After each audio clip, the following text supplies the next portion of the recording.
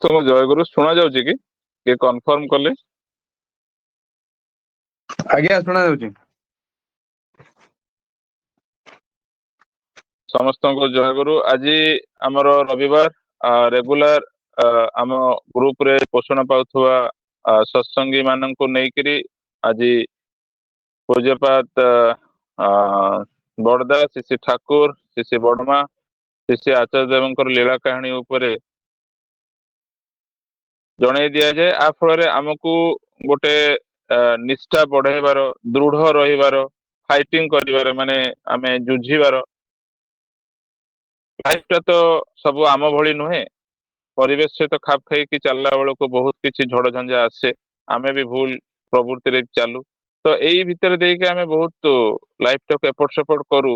କିନ୍ତୁ କେମିତି ଯେ ଲାଇଫଟା ଶ୍ରୀ ଠାକୁରଙ୍କ ପାଇଁ ଉତ୍ସର୍ଗୀକୃତ ହେଇ ଚାଲିବ ଏବଂ ଲାଇଫରେ ଶାନ୍ତି ଆସିବ, ମାନେ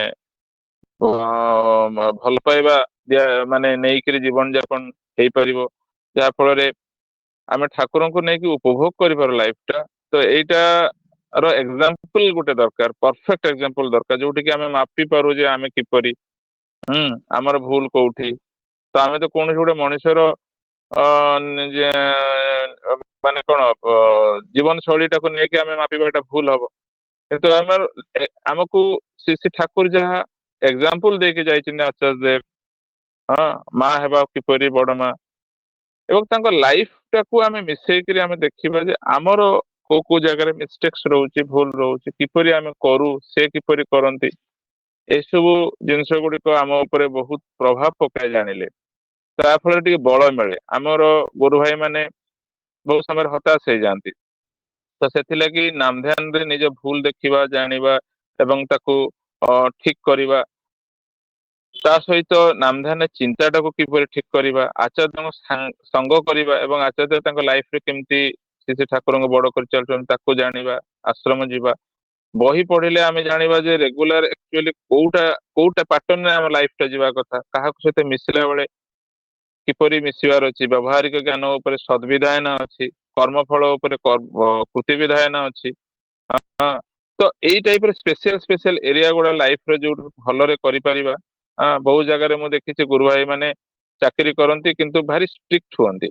ଏଇ କିଛି ଦିନ ତଳେ ଜଣେ ଗୁରୁ ଭାଇ ବାଲେଶ୍ୱର ମୁଁ ଦେଖିଥିଲି, ଗୋଟେ ବ୍ରାହ୍ମଣ ଗୁରୁ ଭାଇ, ଏତେ କୋର୍ଟରେ କାମ କରନ୍ତି, ଆରେ ଭାରି ଷ୍ଟ୍ରିକ୍ଟ। ଏତେ ଷ୍ଟ୍ରିକ୍ଟ ଯୋଗୁଁ ତାଙ୍କ ଲାଇଫରେ କେମିତି ରୋଗ ପଳେଇ ଆସିଛି। ଆଉ ସେ ଷ୍ଟ୍ରିକ୍ଟର କିଛି ଭ୍ୟାଲୁ ନାହିଁ ଯଦି ସେଟା ସତ୍ ପାଇଁ ନ ହୁଏ।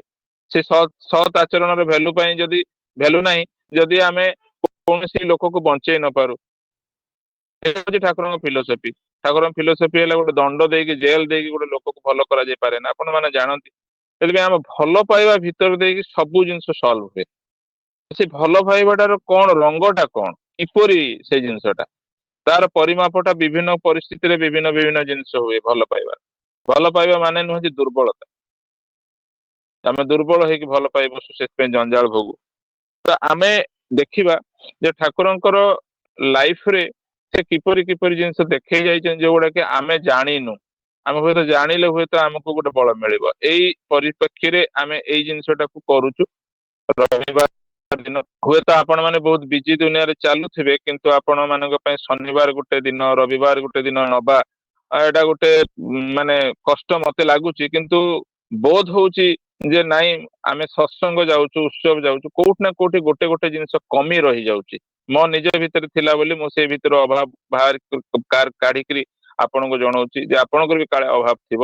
ଗୋଟେ ହେଲା ଆମେ ସ୍ୱସ୍ଥ ନେଇଛେ, ରୋଗରେ ବଞ୍ଚୁଛେ। କୋଉ ଗୋଟେ ଘରେ ସ୍ୱସ୍ଥ କୋଉ ରୋଗ ନାହିଁ, ଏମିତି ତ ବହୁତ ଏକା ଦୁକା ଲୋକ ଛାଡିକି ଆଉ ଅନ୍ୟ ଜାଗାରେ ମେଜରିଟି। ତାହେଲେ ତ ସ୍ୱସ୍ଥ ନୁହେଁ, ସେଟା ସ୍ୱସ୍ଥ ନୁହେଁ। ତା ମାନେ କୋଉଠି ଗୋଟେ ଭୁଲ କରୁଛୁ, ଏଟା ସମସ୍ତଙ୍କ ମନରେ ଖଟିବା ଦରକାର। 2 ନମ୍ବର ପଏଣ୍ଟ ଯେ ଆମେ ଆଚାର୍ଯ୍ୟ ଦେବଙ୍କୁ ଫଲୋ କରୁଛୁ, କିନ୍ତୁ ଆଚାର୍ଯ୍ୟ ଦେବଙ୍କ ପାଖରେ ଯାଇକି ବସୁନୁ, କି ସେଇଭଳିଆ ପ୍ରୟାସ କରୁନୁ, କି ଆଚାର୍ଯ୍ୟ ଦେବଙ୍କ ଲାଇଫରେ କେମିତି ସେଇଟାକୁ ଆମେ ଜାଣିବାର ପ୍ରୟାସ କରୁନୁ। ଠିକ ଅଛି, 2 ନମ୍ବର ପଏଣ୍ଟ। 3 ନମ୍ବର ପଏଣ୍ଟ ହେଲା ଯେ ବହୁତ ବହି ଅଛି ଠାକୁରଙ୍କର, ବଙ୍ଗାଳୀ ଶିଖିକିରି ତାକୁ ପଢିବା, ଜାଣିବା। ହେଲେ କଣ ହବ, ଆମ ଲାଇଫରେ ବିଭିନ୍ନ ଷ୍ଟେଜ ଆସେ। କିଶୋର ବୟସରେ ବିଭିନ୍ନ ରକମ ହରମୋନାଲ ଇମ୍ବାଲାନ୍ସ ହେଇକି ଆମେ ଭୁଲ ହୁଏ। ମ୍ୟାରେଜ କଲା ପରେ କେମିତି ସହଧର୍ମିଣୀକୁ ନେଇକରି ଚାଲିବା, ଯେମିତି ମାନେ ସୁପ୍ରଜନନ ସିଷ୍ଟମ ହେଇପାରେ, ତାକୁ ଆମେ ଭୁଲ କରୁ। ତାପରେ ପିଲାଙ୍କୁ ନର୍ଚର ଦେଇକି ଭୁଲ କରୁ, ତାପରେ ବାପା ମାଙ୍କୁ ସେବା ଦେବାରେ ଭୁଲ କରୁ, ତାପରେ ପୁଣି ଆମେ ଏଣ୍ଡ ବେଳକୁ ଆମେ ଠାକୁରଙ୍କ କାମ ପାଇଁ କିଛି ସମୟ ବି ରଖୁନା, ରୋଗକୁ ଧରିକି ବସୁ। ତ କେତେ ଲାଇଫ ଏଲୋମେଲୋ ହୁଏ। ତା ପାଇଁ ଆମକୁ ଜାଣିବାକୁ ପଡିବ, ବହି ପଢିବାକୁ ପଡିବ, ଆଚାର୍ଯ୍ୟ ସଂଘ କରିବାକୁ ପଡିବ। ନାମ ଧ୍ୟାନରେ ଆମ ଭୁଲକୁ ନିଜର ଦେଖିବାର ଅଛି, ନିଜ ଭୁଲକୁ ସଜାଡିବାର ଅଛି। ନିଜ ଭୁଲଟା ହିଁ ଅନ୍ୟ ଉପରେ ପ୍ରଭାବ ପକେଇ ଆହୁରି ପୁଣି ଭୁଲ ବଢାଏ ନା। ତ ଏଇ ପ୍ରକ୍ରିୟାରେ ଆମେ ତ ଗୋଟେ ଚିରନ୍ତନ ଚାଲିଛୁ ସେ ଫ୍ୟାକ୍ଟ୍ରିରେ ରିପେୟାରିଂ ହବା ପରିସ୍ଥିତିରେ। ତ ଏଇ କେସ୍ ଗୁଡାରେ ଆମକୁ ବଳ କିଏ ଦବ? ପରିବେଶରେ ତ ସମସ୍ତେ ପ୍ରାୟ ପୋଷଣ ଦେବାରେ ଏତେ ଆଗ୍ରହ କମ ରହୁଛି ଯେ ଗୋଟେ ମଣିଷ ଏକୁଟିଆ ହେଇଯାଉଛି। ଏଇଟା ମୁଁ ନିଜେ ଅନୁଭବ କରିଛି, ଦୀକ୍ଷା ନେଲା ବେଳେ ମତେ ଫଟୋ ଦିଆ ହେଇନି। ତ ଏଇଟା ନ ରହୁ, ଆମେ ଯୋଉମାନଙ୍କୁ ପୋଷଣ ଦଉଛୁ ସେମାନେ ଅନୁଭବ କରନ୍ତୁ ଯେ ମୋ ପାଇଁ ଅନୁପମା ମା ଅଛନ୍ତି, ମୋ ପାଇଁ ମାମିନା ମା ଅଛନ୍ତି, ମୋ ପାଇଁ ଦେବଦତ୍ତ ଭାଇ ଅଛନ୍ତି, ମୋ ପାଇଁ ବିଜୟ ଭାଇ ଅଛନ୍ତି, ମୋ ପାଇଁ ପାଢୀ ଭାଇ ଅଛନ୍ତି। କିଛି ସମସ୍ୟା ହେଲା ଶରୀରର, ପାଢୀ ଭାଇକୁ ଫୋନ ମାରିଦବା, ଟିକେ ପଚାରିଦବା, କଣ ଜାଣିବେ ତ, ଉପକାର ହେବ ତ କିଛି? ନିଷ୍ଠାରେ ପ୍ରୋବ୍ଲେମ ହଉଛି, ବୁଝିଦବା ତ କଣ ହେଇଛି କଣ ନାହିଁ। ଏଇ ହଉଛି ଆମର ଗୋଟେ ସଙ୍ଗ ହେଇକରି ଆମେ ଏକ ପ୍ରକାର ହେଇକି ଗୋଟେ ପୋଷଣ ଦେବାର ଠାକୁରଙ୍କୁ ନେଇକି ଚାଲିଛୁ। ଯେମିତି ଆମ ଭୁଲ ଗୁଡା ଆମେ ନିୟନ୍ତ୍ରଣରେ ରଖୁ, ଅନ୍ୟ ଭୁଲ ଗୁଡା ସଜାଡିବା ପାଇଁ ଆମେ ମାନେ ପ୍ରଚେଷ୍ଟା କରୁ। ଆଚାର୍ଯ୍ୟ ଦେବ ଏଇଟା ଚାହାନ୍ତି ଯେ ପ୍ରତ୍ୟେକ ମଣିଷ ସହିତ ମିଶିକି ଜଣେ ଆଶାର ସଞ୍ଚାର ପାଉ। ଠାକୁରଙ୍କ ଦୟା ଯେ ମତେ ସାହାଯ୍ୟ ମିଳୁଛି, ଏଇ ଦେବଦତ୍ତ ଭାଇ, ଏଇ ଯୋଉ ମାନଙ୍କ ନାଁ କହିଲି, ଏମାନେ କୋର ଗ୍ରୁପର ମେମ୍ବର। କଥା ଥରେ କହିଲେ ହିଁ ସାହାଯ୍ୟ ଦଉଛନ୍ତି। ମତେ ଅନେଇବାକୁ ପଡିନି, ଯେ ମାଗିବାକୁ ପଡିନି, ଅପେକ୍ଷା କରିବାକୁ ପଡିନି। ଠାକୁରଙ୍କ ପାଖରେ ପ୍ରାର୍ଥନା କରି ଏଇ ଭାଇ ମାନଙ୍କର ବହୁତ ଦିନ ପର୍ଯ୍ୟନ୍ତ ଠାକୁରଙ୍କ କାମ କରିବା ପାଇଁ ସୁଯୋଗ ମିଳୁ। ସମସ୍ତଙ୍କ ପାଖରେ ଯେମିତି ବଳ ଦିଅନ୍ତୁ। ଏଇ ପ୍ରଚେଷ୍ଟା ନେଇକି ଆଜି ଦେବଦତ୍ତ ଭାଇଙ୍କୁ ଅନୁରୋଧ କରିଥିଲି ଯେ ଶ୍ରୀ ଠାକୁରଙ୍କ ଲୀଳା କାହାଣୀକୁ ବର୍ଣ୍ଣନା କରିବା ପାଇଁ। ଆପଣ ସୁନ୍ଦର ମଜା ନେବେ, ଆପଣ ଡିଷ୍ଟର୍ବ କରିବେନି। ହାତ ଯୋଡି ପ୍ରାର୍ଥନା ଜଣାଉଛି, ଯୋଉ କାମରେ ବି ଥିବେ ଟିକେ ବିରତ ରୁହନ୍ତୁ। ବିଜି ଦୁନିଆରେ ହଜିଯିବେ ଆଜ୍ଞା। ଆପଣ ଟିକେ ସମୟ ଦେଇକି ନିଜକୁ ଟିକେ ଶାନ୍ତ କରନ୍ତୁ ଏବଂ ଶୁଣନ୍ତୁ। ଲାଇଫ ବହୁତ ଜିନିଷ ଚେଞ୍ଜେସ ହେଇଯିବ, ଛୋଟ ଛୋଟ ଚିନ୍ତାରେ ଚେଞ୍ଜେସ ହେଇଯିବ, ଦେଖିବା ଜାଣିବାରେ ଚେଞ୍ଜେସ ହେଇଯିବ। ଆଜ୍ଞା ମୁଁ କହୁଛି, ମୋ ଲାଇଫ ସେମିତି ହେଇଛି। ଆ ଭିତରେ ମୁଁ ବି ଗୋଟେ ବଡ ସେସନ ନଉଛି, ଯୋଉ ସେସନରେ ନାମ ଧ୍ୟାନର ବହୁତ ପ୍ରକ୍ରିୟା ଗୁଡାକୁ କହିବି। ଆପଣ ମାନଙ୍କ ପାଖରେ ଏଇ ମଙ୍ଗଳ ପ୍ରାର୍ଥନା କରୁଛି ଯେ ଆପଣ ମାନେ ଲାଗି ରୁହନ୍ତୁ, ଉତ୍ସାହ ନେଇକି କରନ୍ତୁ ଠାକୁରଙ୍କ କାମ।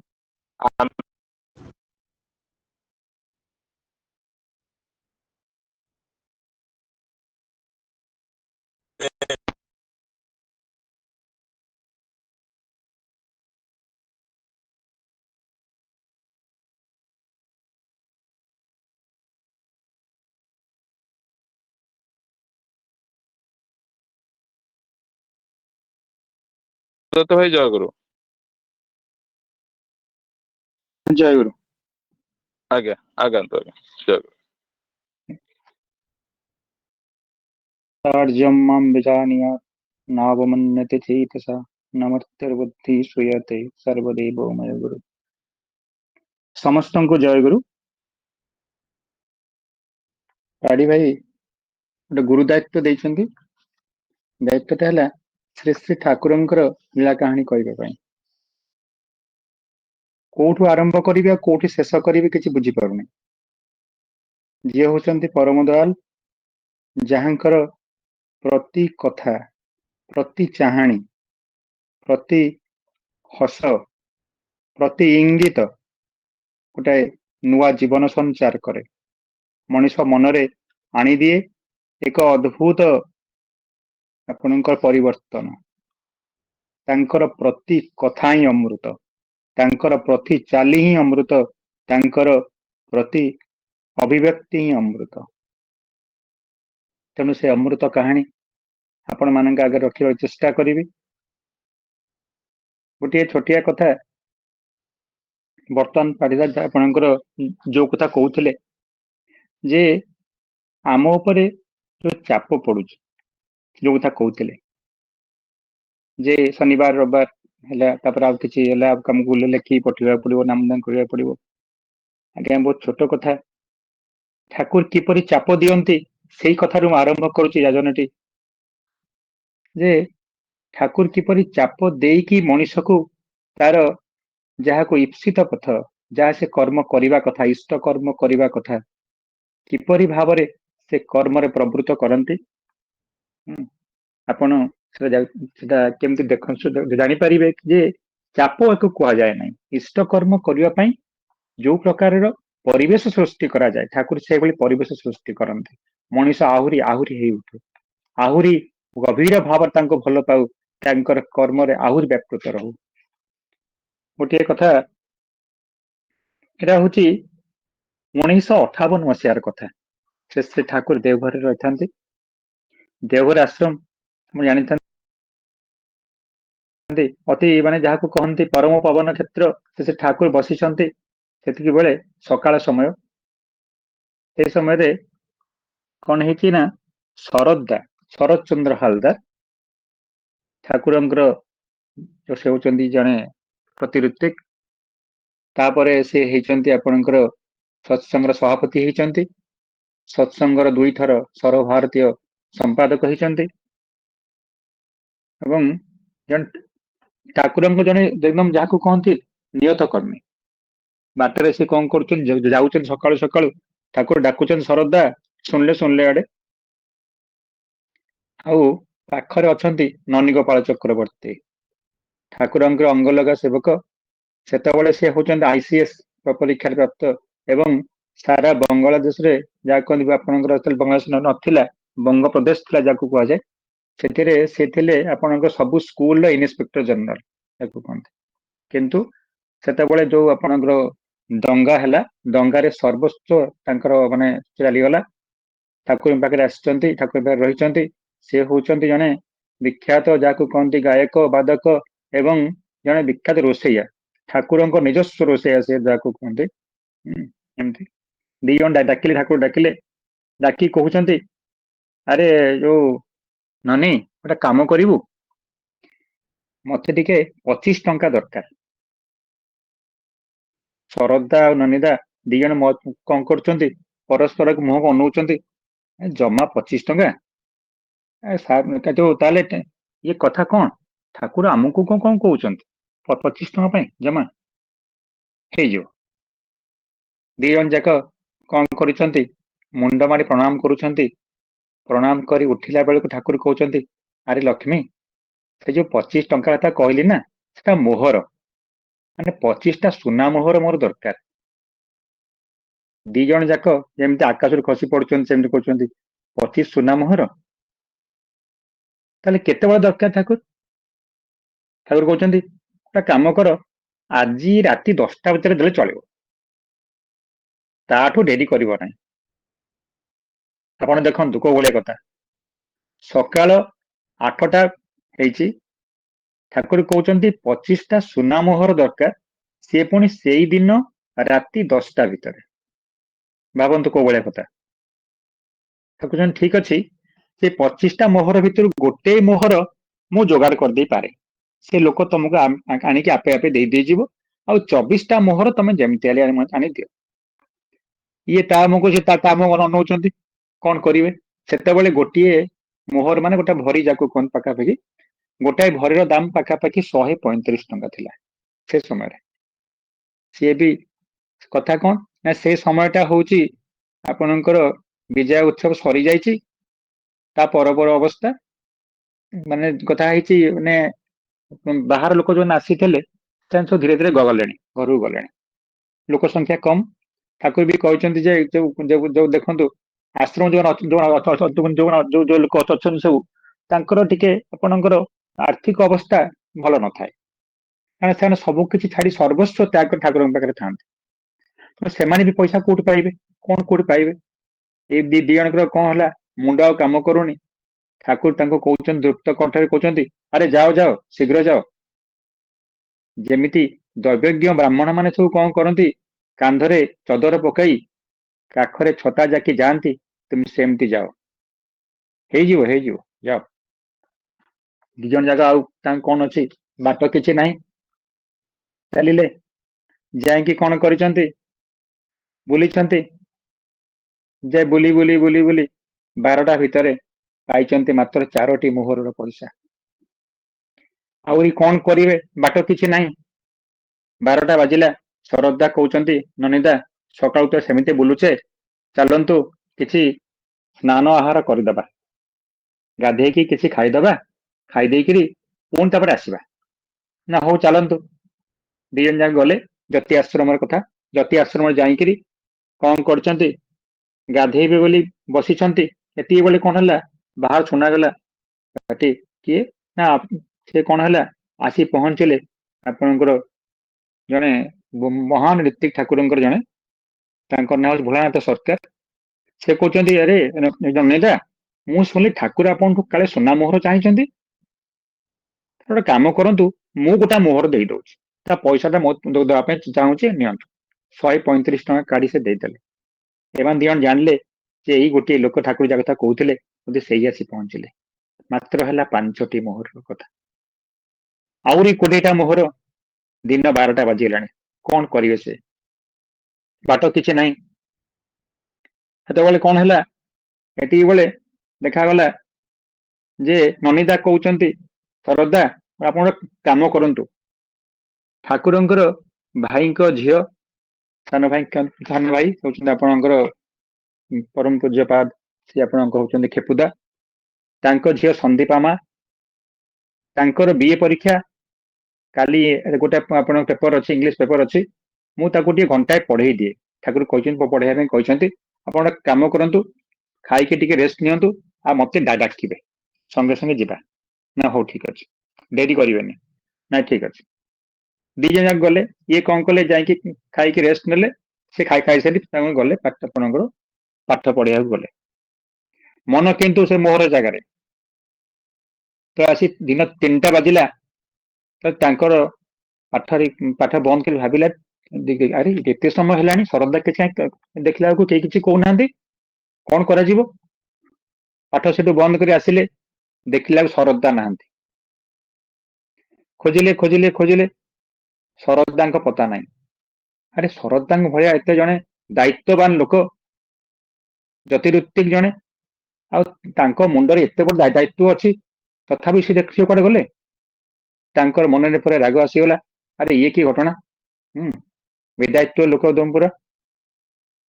କଣ କରିବେ? 4ଟା ବାଜିଗଲା। ଏତିକି ବେଳେ ବସିଛନ୍ତି, ଖବର ଆସିଲା ଠାକୁର ଡାକୁଛନ୍ତି। ଦୌଡ଼ିକି ଚାଲିଲେ। ଭାବିଲେ କିଛି ମୋହର କଥା ଠାକୁର ବୋଧେ ସେ କଥା କିଛି କହୁଛନ୍ତି। ଠାକୁର ଯାଇ ପଚାରିଲେ, ଆରେ କାମ ଚାଲିଛି ତ? ନା ଆଜ୍ଞା। ଆଚ୍ଛା ହଉ ହଉ ଠିକ ଅଛି, ତତେ ଗୋଟେ କାମ ପାଇଁ ଡାକିଥିଲି, ଗୋଟେ କାମ କର, ଖେଚୁଡି ଟିକେ ରାନ୍ଧିଲୁ। ଦେଖନ୍ତୁ, ଆଡେ ମୋହର ପାଇଁ କହିଛନ୍ତି, ସେ ପୁଣି ସୁନାର ମୋହର। ଆଡେ କହୁଛନ୍ତି ଖେଚୁଡି ଟିକେ ରାନ୍ଧିଲୁ। ଆଜ୍ଞା ଠିକ ଅଛି, ରାନ୍ଧିଦେବି। ନା ନା, ଖେଚୁଡି ମାନେ ଏଇ ଖେଚୁଡି ନୁହଁ, ଖାଲି ଡାଲି ଖେଚୁଡି। ଇଏ ବି ଆଶ୍ଚର୍ଯ୍ୟ, ଡାଲିରେ କେମିତି ଖେଚୁଡି ହୁଏ? ଚାଉଳ ପଡିବନି? ନା ତୁ ଜାଣିନୁ? ତାଙ୍କୁ କହିଲେ 5 ପ୍ରକାର ଡାଲି ନେଇକରି ଯୋଉ ଖେଚୁଡି କରିବା କଥା, ବାଟ ଠାକୁର କହିଦେଲେ କେମିତି କଣ କରିବା କଥା। ତା ସାଙ୍ଗରେ ଟିକେ ଦହି ଦେଇକି ଆଳୁଦମ କରିବୁ, ଆଉ ଟିକେ ପାଟ ଭଜା କରିବୁ, ରାଶି ଦେଇକରି ପାଟ ଭଜା କରିବୁ, ଆଉ ଏଟା ମୁଁ ଆଜି ରାତିରେ ଖାଇବି। ତେଣୁ ଇଏ ଭାବିଲେ, ଆଉ ମାନେ କିଛି ତାଙ୍କ ମୁଣ୍ଡ କାମ କରୁନି। ତାହେଲେ ମୋହର ଚିନ୍ତା, ରାତି 10ଟା ଭିତରେ ଆଣି ମୋହର ଦବାକୁ ପଡିବ, ତା ସାଙ୍ଗରେ ଠାକୁରଙ୍କ ପାଇଁ 5 ପ୍ରକାର ଡାଲି ନେଇକି ତାକୁ ଖେଚୁଡି କରିବାକୁ ପଡିବ। ଏତେ କଥା ବି କରିବାକୁ ପଡିବ। ଆରେ ମନରେ ଗୋଟେ ଯାହାକୁ କହନ୍ତି 2 ପ୍ରକାର ଭାବ ଆସିଲା। ଗୋଟେ ଅତି ଖୁସି ଭାବ, ଯେ ଯାହା ହଉ ଠାକୁରଙ୍କର ଆଜି ପ୍ରସାଦ ମୁଁ ରାନ୍ଧୁଛି, କେତେ ଭାଗ୍ୟର କଥା ମୋର। ହାଡେ ଆସିଲା ଯେ କଣ କରିବି, କୋଉ କଥାଟା ବୁଝିବି, ବାଟ କିଛି ପାଉନାହିଁ। ହଉ ଛାଡ, ଯାହା ହବ ତାଙ୍କ ଇଚ୍ଛା। ଭାବି ଭାବି ଆସିକି ରୋଷେଇ ଘରେ ବସିଛନ୍ତି। ସେତିକି ବେଳେ ଦେଖାଗଲା ବାହାରେ ଶରଦା ଆସି ପହଞ୍ଚିଲେ। ତ ଶରଦା, ଆପଣ କୁଆଡେ ଯାଇଥିଲେ? ଆଉ କଣ ହେଲା? ଶରଦା କହୁଛନ୍ତି, ଆପଣ କଣ ରୋଷେଇ ଘରେ କାମ କରୁଛନ୍ତି? ନା ରୋଷେଇ ଘରେ ଠାକୁର କହିଛନ୍ତି ଠାକୁରଙ୍କ ଭୋଗ ପାଇଁ। ନା ନା ଠିକ ଅଛି ଠିକ ଅଛି, ଆପଣ ସେ ଭୋଗଟା କରନ୍ତୁ। ତାହେଲେ ଆମର ସେ ମୋହର କଥା କଣ ହେଲା? ନା ମୋହରଟା ହେଇଯାଇଛି। ମୋହର ଯାହା ଅର୍ଡର ଯିବା ଆଜି ହେଇଯାଇଛି। ରାତି 9ଟା ଭିତରେ ଆସି ମୋହର ପହଞ୍ଚିବ। କହିଲେ କଣ ହେଲା? 20ଟା ମୋହର ପଇସା ପାଇଗଲେ? ହଁ। ନା କିଏ ଦେଲା? ନା ସେ କଥା କହିବା ନିଷେଧ ଅଛି, ଆଜି ମୁଁ ସେ କଥା ଇଏ କରିପାରିବିନି, କାଲି କଥାବାର୍ତ୍ତା ହେବା। ଇଏ ଆଉ କଣ କରିବେ? ମାନେ ଯାହାକୁ କହନ୍ତି ସମ୍ପୂର୍ଣ୍ଣ ବୋକା ଭଳିଆ ଆସିକି ରୋଷେଇ କଲେ। କଣ କରାଯିବ? ଯାହା ହଉ ରାତି 9ଟା ଭିତରେ ଆସି ମୋହର ପହଞ୍ଚିଗଲା, ଠାକୁରଙ୍କ ଭୋଗ ବି ହେଲା, ମୋହର ବି ପହଞ୍ଚିଗଲା। ଦେଖନ୍ତୁ କେଡେ ବଡ ଦାୟିତ୍ୱ, ଦିଟା ଦାୟିତ୍ୱ ଏକା ସାଙ୍ଗରେ ଦିଆଗଲା। ତା ପୂର୍ଣ୍ଣ ସକାଳେ ଠାକୁର ଡାକି କହୁଛନ୍ତି ତମେ କାମ କର, ଏ ମୋହରଟା ନେଇକିରି ଜଣଙ୍କର ନାଁ କହିଲେ ତାଙ୍କୁ ନେଇ ଦେଇଦବ, ଆଉ ମୋ ନାଁ କହିବନି। କହିବ ଆପଣଙ୍କର କିଛି ପଇସା ଦରକାର ଥିଲା, ସୁନା ଦରକାର ଥିଲା, ଏଟା ନିଅନ୍ତୁ। ଏବଂ ତାପରେ କହିଲେ ଗୋଟେ କାମ କର, ମଣିଷର ଯେତେବେଳେ ମଣିଷ ମନରେ ମୁଁ ଭାବେ ଯେ ତାକୁ ଯଦି କୌଣସି ପ୍ରକାର ଫାଙ୍କା ଟିକେ ରଖି ଦିଆଯାଏ, ତା ମଧ୍ୟରେ ଆସି ପ୍ରବୃତ୍ତି ପହଞ୍ଚିଯାଏ, ଆଉ ସେ ପ୍ରବୃତ୍ତିର ଜାଲରେ ସେ ପଡିଯାଏ। ତେଣୁ ତା ଭିତରେ ଏମିତି କାମକୁ ରଖି ଚାଲେ, କାମକୁ କାମ ଖଞ୍ଜି ଚାଲେ, ଯେ ତା ଭିତରେ ପ୍ରବୃତ୍ତି ପାଇବା ପାଇଁ ବାଟ ପାଏ ନାହିଁ। ତେଣୁ ସେଇଭଳି ଘଟଣା। ତେବେଳେ ଆସି ଶରଦା କହୁଛନ୍ତି ଅନିଦା, କାଲି ଯୋଉ ଆପଣଙ୍କର ମୋହର ଆସିଲା ଜାଣିଛନ୍ତି କିଏ? ନା କିଏ? ନା ଆପଣ ଗଲା ପରେ ମୁଁ ଟିକେ ଜଷ୍ଟ ଶୋଇଛି, ଆସି ପଙ୍କଜ ଡାକୁଛନ୍ତି। ପଙ୍କଜ ଦା ହଉଛନ୍ତି ଶ୍ରୀ ଶ୍ରୀ ବଡ ମାଙ୍କର ସେବକ। ଡାକିଲେ କଣ ନା ଶ୍ରୀ ଶ୍ରୀ ମା ଡାକୁଛନ୍ତି।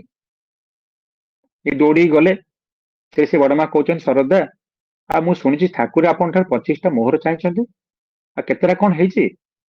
ନା ମା ମାତ୍ର 5ଟି ହେଇଛି।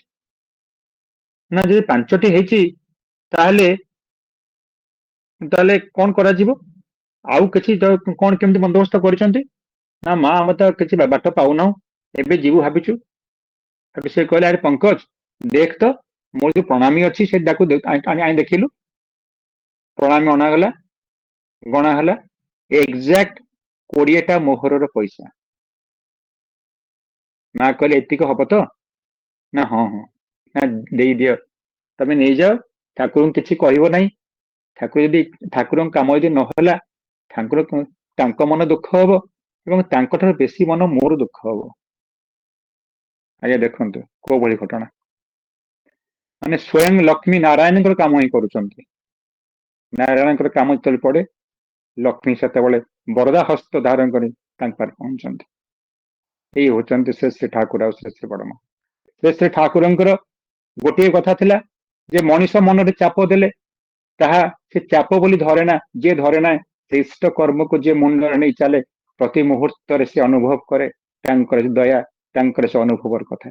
ଏଇ ଚାପ ଯାହାକୁ କୁହାଯାଏ, ଆମେ ଯୋଉ ଚାପ ଭାବୁଛେ, ଗୋଟିଏ କଥା ଚାପ ଆମେ କୋଉ କଥା ଭାବୁଛେ, ଏଠି ଇଷ୍ଟଙ୍କ କଥା ଆମେ ଆଲୋଚନା କରୁଛେ। ପ୍ରତି ମୁହୂର୍ତ୍ତରେ ସେ ଇଷ୍ଟ କର୍ମର କଥା, ଇଷ୍ଟ କର୍ମର କଥାକୁ କେବଳ ଚାପ ଭାବି ଯଦି ଆପଣ ନେବେ, ତାହେଲେ କଣ ହବ ନା ମଣିଷରେ ସେ ପ୍ରବୃତ୍ତି ଆସି ପହଞ୍ଚିବ। ତେଣୁ ପ୍ରବୃତ୍ତି ଆଣିବା ପାଇଁ ବାଟ ଦିଅନ୍ତୁ ନାହିଁ।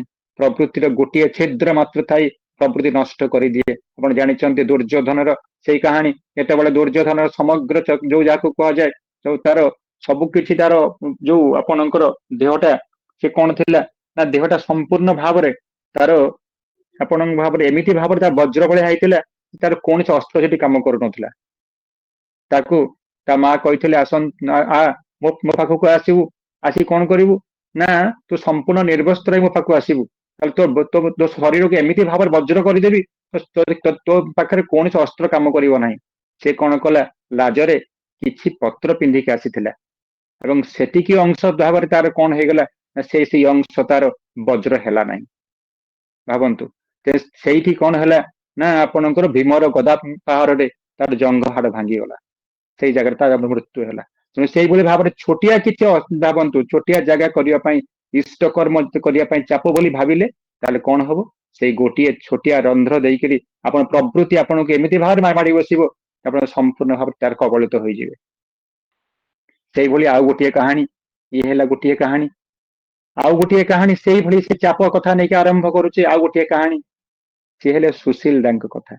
ସୁଶୀଲ ଚନ୍ଦ୍ର ବସୁ ଆପଣ ଜାଣିଥିବେ, ସେ ହଉଛନ୍ତି ଠାକୁରଙ୍କର ଅଙ୍ଗଲଗା ସେବକ। ସେ ଠାକୁରଙ୍କ ସେ ହଉଛନ୍ତି ପାରିଷଦ ଯାହାକୁ କହନ୍ତି। ସେ ସେଇ ସମୟରେ ସେ ହଉଛନ୍ତି MSc ଆପଣଙ୍କ, ଏବଂ କେଷ୍ଟଦାନଙ୍କର ସେ ସହାୟକ ଥିଲେ। ତାପରେ ସେ ଥିଲେ ଆପଣଙ୍କର ଜ୍ୟୋତି ଋତ୍ବିକ। ତାପରେ ସିଏ ହେଇଛନ୍ତି ସତ୍ସଂଗର ସଭାପତି, ସତ୍ସଂଗର ସମ୍ପାଦକ, ସତ୍ସଂଗର ବିଭିନ୍ନ ପ୍ରକାର କାର୍ଯ୍ୟରେ ସେ ଥିଲେ ପୁରା। ସତ୍ସଙ୍ଗ ରେଜିଷ୍ଟ୍ରି ସେ ହିଁ କରିଛନ୍ତି, ଯୋଉ କଥା କୁହାଯାଏ ସତ୍ସଙ୍ଗ ରେଜିଷ୍ଟ୍ରେସନ ପୂର୍ବ ସେଠି ଥିଲେ ପୁରା। ମାତା ମନମୋହିନୀ ଦେବୀଙ୍କର ସେ ଜଣେ ଥିଲେ, ଯାହାକୁ କହନ୍ତି ଡାହାଣ ହାତ ବୋଲି ତାଙ୍କୁ କୁହାଯାଏ। ସୁଶୀଲ ଚନ୍ଦ୍ର ବସୁ ଯେତେବେଳେ କଣ ହେଲା ନା ହିମାୟତପୁର ଗାଁରେ ଯାହାକୁ କହନ୍ତି ଛୋଟିଆ ଗାଁ, ସେ ଗାଁ ହଉଛି ଏକଦମ ଜଙ୍ଗଲ ଘେରା ଗାଁ, ପାଖରେ ପଦ୍ମା ନଦୀ, ଖାଲି ସେପଟେ ବଣ ଜଙ୍ଗଲ ଘେରା ଅଞ୍ଚଳ। ସେଇଠି କଣ ହେଲା ନା ଠାକୁରଙ୍କ ଶୁଣିଲେ, ଠାକୁର କହିଲେ ସୁଶୀଲ ଦା ଗୋଟେ କାମ କରନ୍ତୁ ତ, ମନମୋହିନୀ ଥିଏଟର ଗୋଟେ ଅଛି କଲିକତାରେ, ସେ ହଉଛନ୍ତି ଆପଣଙ୍କର ତାଙ୍କ ସତ୍ତାଧିକାରୀ ହଉଛନ୍ତି ମନମୋହିନୀ ଦା। ମନମୋହିନୀ ଦା ହଉଛନ୍ତି ଗିରିଶ ଚନ୍ଦ୍ର ବସୁଙ୍କର ପୁଅ। ଗିରିଶ ଚନ୍ଦ୍ର ବସୁ ହଉଛନ୍ତି ଶ୍ରୀ ଶ୍ରୀ ଠାକୁର ରାମକୃଷ୍ଣ ପରମହଂସଙ୍କର ସେ ଜଣେ ହଉଛନ୍ତି ବିଖ୍ୟାତ ଯାକ ଭକ୍ତ, ତାଙ୍କର ସେ ପୁଅ ଦାନି ବାବୁ, ତାଙ୍କ ନାଁ ଗିରିଶ ଚନ୍ଦ୍ର ବସୁ। ସେ ଗୋଟେ ଥିଏଟର କରିଥିଲେ, ଆପଣ ତା ନାଁ ହଉଛି ମନମୋହନ ଥିଏଟର। ସେ ମନମୋହନ ଥିଏଟର କଲେ ଗୋଟେ ସୁଶୀଲ ଦା, ସେ ମନମୋହନ ଥିଏଟର ଆସନ୍ତାନି, ତାର ମୁଁ ଟିକେ ବହୁତ ଦିନ ତଳେ ତାକୁ ଗୋଟେ ନାଟକ ଦେଖିଥିଲି, ମତେ ଭାରି ଭଲ ଲାଗିଥିଲା। ସୁଶୀଲ ଦା କହୁଛନ୍ତି ଠାକୁର ଆମର ଏତେ ଗୋଟେ ଛୋଟିଆ ଗାଁ, ଆଉ ମନମୋହନ ଥିଏଟର ଏଡେ ବଡ ଆପଣଙ୍କ ଥିଏଟର, ଏଠିକି ସେମାନେ କେମିତି ଆସିବେ, ଆଉ ଆମ ପାଖରେ କୋଉ ପଇସା ଅଛି? ଠାକୁର ଆରେ ସୁଶୀଲ ଦା ଯାଆନ୍ତୁ ନା, ଦେଖନ୍ତୁ।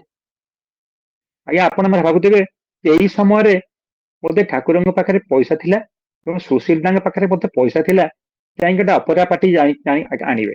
ଆମର ଯେମିତି ହୁଏ ଗାଁ ଗୋଟା ଯଦି କିଛି ଫଙ୍କସନ ହେଲା, ଅପେରା ପାର୍ଟି ଡକା ହୁଏ, ରାତି ରାତି ପ୍ରୋଗ୍ରାମ ଚାଲେ, ଆମେ ତା ପାଇଁ କଣ ହୁଏ, ଲକ୍ଷ ଲକ୍ଷ ଟଙ୍କା ତା ପାଇଁ ଆସେ, ଚାନ୍ଦା ଆସେ, ସବୁ କିଛି ହୁଏ। ଆଜ୍ଞା ସେତିକି ବେଳେ କଥା ଥିଲା ସତ୍ସଙ୍ଗ ପାଖରେ ମାତ୍ର 30 ଟଙ୍କା ଥିଲା ତହବିଲରେ, ଆଉ ଆପଣଙ୍କ ସୁଶୀଲ ଦାଙ୍କ ପାଖରେ ମାତ୍ର 2 ଟଙ୍କା ଥିଲା।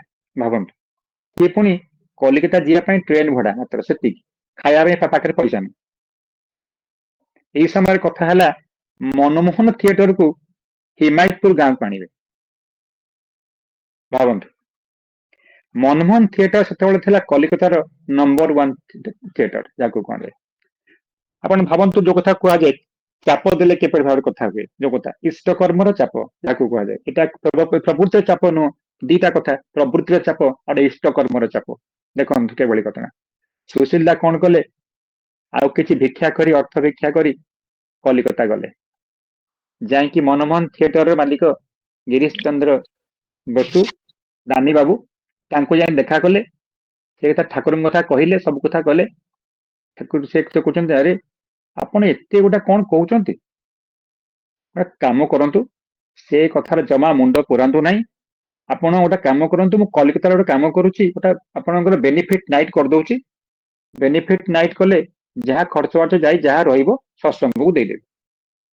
ଆଉ ଠାକୁରଙ୍କ ପାଇଁ ଝାମେଲା କରନ୍ତୁନି, ଗାଁ ଗଣ୍ଡା ଝାମେଲା ଭାରି, ସେ ଧନ୍ଦା କିଛି ହବନି, ଆପଣ ପ୍ରୋବ୍ଲେମ ହବ, ଜମା ସେ କାମ କରନ୍ତୁନି। ଆଉ ତାପରେ ମନେ ରଖିଥାନ୍ତୁ, ପ୍ରତି ରାତି ପାଇଁ ଆମେ ନେବୁ 3000 ଟଙ୍କା। ଆପଣ କେତେ ରାତି ଭାବିଛନ୍ତି ନା ଠାକୁର କହିଛନ୍ତି ପାଖାପାଖି 3-4 ରାତି। ତାମାନେ ବୁଝୁଥିବେ ପ୍ରତି ରାତି ହିସାବରେ ଆମେ 3000 ଟଙ୍କା ନେବୁ, ଆମର ଯେମିତି ହେଲେ ଖର୍ଚ୍ଚ 3000 ଟଙ୍କା ହବ। ତାପରେ ଯିବା ଆସିବା ଖର୍ଚ୍ଚ, ଖାଇବା ଖର୍ଚ୍ଚ ଅଲଗା, ଆପଣ ତା କଥା ବୁଝାବୁଝି କରିବେ। ଭାବନ୍ତୁ ପାଖାପାଖି 4 ଦିନ ମାନେ ପର ଡେ ଆପଣଙ୍କର 4000 ଟଙ୍କା ହିସାବ ଧରିଲେ 16000 ଟଙ୍କା, ପାଖରେ ଅଛି 30 ଟଙ୍କା। ଭାବନ୍ତୁ, ଯୋଉ କଥା ଆପଣ ହସୁଥିବେ, ସେ 30 ଟଙ୍କା ନେଇକି ଜଣେ କଣ ଯାଇପାରେ ସେଇ ଜାଗାରେ 16000 ଟଙ୍କାର କଥାବାର୍ତ୍ତା।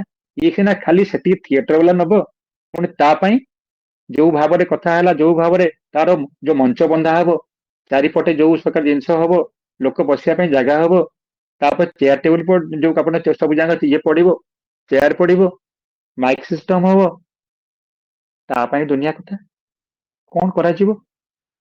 ସୁଶୀଲ ଦାଙ୍କ ମଥା ଆଉ କାମ କଲା ନାହିଁ କିଛି, ଯାହା ହବ ଦେଖାଯିବ, ଠାକୁରଙ୍କୁ ଯାଇ କହେ। ଠାକୁର ବାବୁ ପୁଣି ଫେରିଗଲେ, ଠାକୁରଙ୍କୁ କହୁଛନ୍ତି ଠାକୁର ଏମିତି ଏମିତି କଥା କହୁଛନ୍ତି, ନା ହଁ କାମରେ ଲାଗିଯା।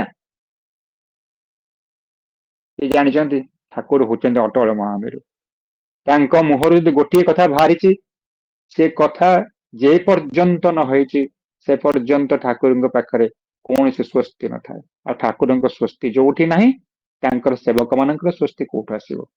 ସମସ୍ତେ କାମରେ ଲାଗିଗଲେ। କେତେବେଳେ କଥା ହେଲା ମାତ୍ର ଯୋଉ କଥା ସେ ଆଉ ଏମିତି ଯୋଗାଡ଼ ଯନ୍ତ୍ର କରିକିରି ଜଣକୁ 50 ଟଙ୍କା ଦିଆଗଲା।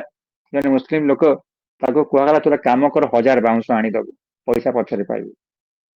ଭାବନ୍ତୁ 1000 ବାଉଁଶ ସିଏ ଆଣିଦବ କଣ ପାଇଁ ନା ସେଠି ସବୁ ଷ୍ଟେଜ ବନ୍ଧା ହବ, ବିଭିନ୍ନ ପ୍ରକାର ଜିନିଷ ହବ, ସେ ବାଉଁଶ ବନ୍ଧା ହବ।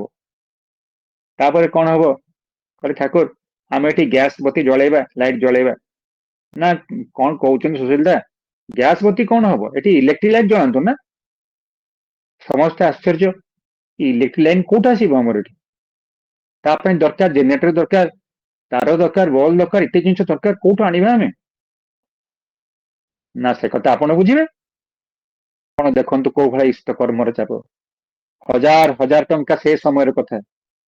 ପାଖରେ ଯାକୁ କହନ୍ତି 50 ଟଙ୍କା ବି ନାହିଁ, କେଡେ ବଡ ଦାୟିତ୍ୱ ମୁଣ୍ଡକୁ ନେଲେ। ତାପରଦିନ ପୁଣି ସେ ଭିକ୍ଷା କରିକି ଦୌଡ଼ିଲେ କୋଉଠିକି ନା କଲିକତା ଦୌଡ଼ିଲେ। ସେଠି ଯାଇକି ବୁଝିଲେ ବିଭିନ୍ନ ପ୍ରକାର ତାର ତାପରେ ତାର ସବୁ ଯାହା ଦରକାର ସବୁ, ଏବଂ ଆଉ ଗୋଟେ ଜାଗାରେ ବୁଝିଲେ ଯେ ଆପଣଙ୍କର ଜେନେରେଟ ସେଟା ନଥିଲା, ସେତେବେଳେ ଥିଲା ଆପଣଙ୍କର ଆର୍ମେଚର ଫାର୍ମେଚର ସବୁ ନେଇକି ଯିବେ, ନିଜ ହାତରେ ତିଆରି କରିବେ ଗୋଟେ ଜେନସେଟ ଟାଇପର। ସବୁ ରେଟ୍ ବୁଝାବୁଝି କରିଦେଲେ, ପାଖାପାଖି 6000 ଟଙ୍କା। ସେ ଲୋକଟି କହିଲା ଗୋଟେ କାମ କର, ଏ ପାଖରେ 6000 ଟଙ୍କା। ଇଏ ସାଙ୍ଗରେ ଯାହାକୁ ଯୋଉ ଲୋକଟିକୁ କଲିକତା ବଜାରରୁ ନେଇଛନ୍ତି ଜିନିଷ ବୁଝିବେ ବୋଲି, ସେ ଲୋକ ଭାବିଛି ସୁଶୀଲ ଦାଙ୍କ ପାଖରେ ବୋଧେ ବହୁତ ପଇସା ପତ୍ର ଅଛି, ନହେଲେ ଏତେ ଜିନିଷ ବୁଝାବୁଝି କରୁଛନ୍ତି, ଏତେ ଜିନିଷ କରୁଛନ୍ତି। ସେ ପଚାରିଲେ ସୁଶୀଲ ଦା କେତେ ଟଙ୍କା ଆଣିଛନ୍ତି? ସୁଶୀଲ ଦା ତାଙ୍କ କଣ କରୁଛନ୍ତି, ଦିଟା ପକେଟ ଦେଖେଇ ଦଉଛନ୍ତି, କହିଲେ ଦେଖରେ ଗୋଟେ ପକେଟ ତ କଣା, ଆଉ ଗୋଟେ ପକେଟ ରେ କିଛି ପଇସା ପତ୍ର ନାହିଁ, ଦେଖ। ସୁଶୀଲ ଦା କିଛି ପଇସା ଆଣିନାହାନ୍ତି, ଏଠି ଆସିଛନ୍ତି ଆପଣ ଜିନିଷ ପାଇଁ, 6000 ଟଙ୍କା ଜିନିଷ ନେବେ। ନା କଣ କରାଯିବ, ଏଠି ଠାକୁରଙ୍କ ପାଇଁ ଜିନିଷ ସେଠି ଅଛି, ଆଶ୍ରମ ପାଇଁ ଇଏ ଯିବ। ଯାଇକିରି କଣ କଲେ, ସେ ଯୋଉ ଦୋକାନ ମାଲିକକୁ ଯାଇ ବୁଝାବୁଝି କରୁଛନ୍ତି, ଦେଖନ୍ତୁ ସତ୍ସଙ୍ଗ ପାଇଁ ଜିନିଷ ଯିବ, ଏୟା କଥା ଯିବ, ସତ୍ସଙ୍ଗ ଆଦର୍ଶ କଥା କହୁଛନ୍ତି। ସେ ଦୋକାନୀ କାହିଁ ମୁଣ୍ଡ ପୁରେଇବାକୁ ଯିବ କଥାରେ।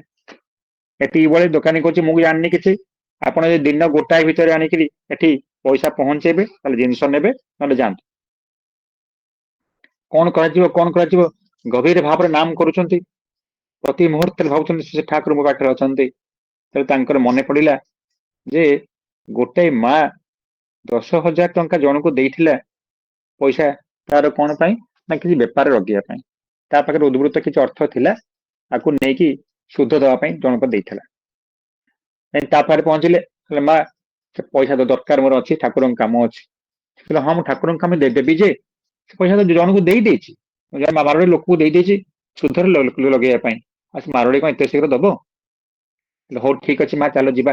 ଠାକୁରଙ୍କ ନାମ କରି କରି କରି କରି 2 ଜଣ ଚାଲିଲେ, ଯାଇକି ମାରୋଡି ପାଖରେ ପହଞ୍ଚିଛନ୍ତି।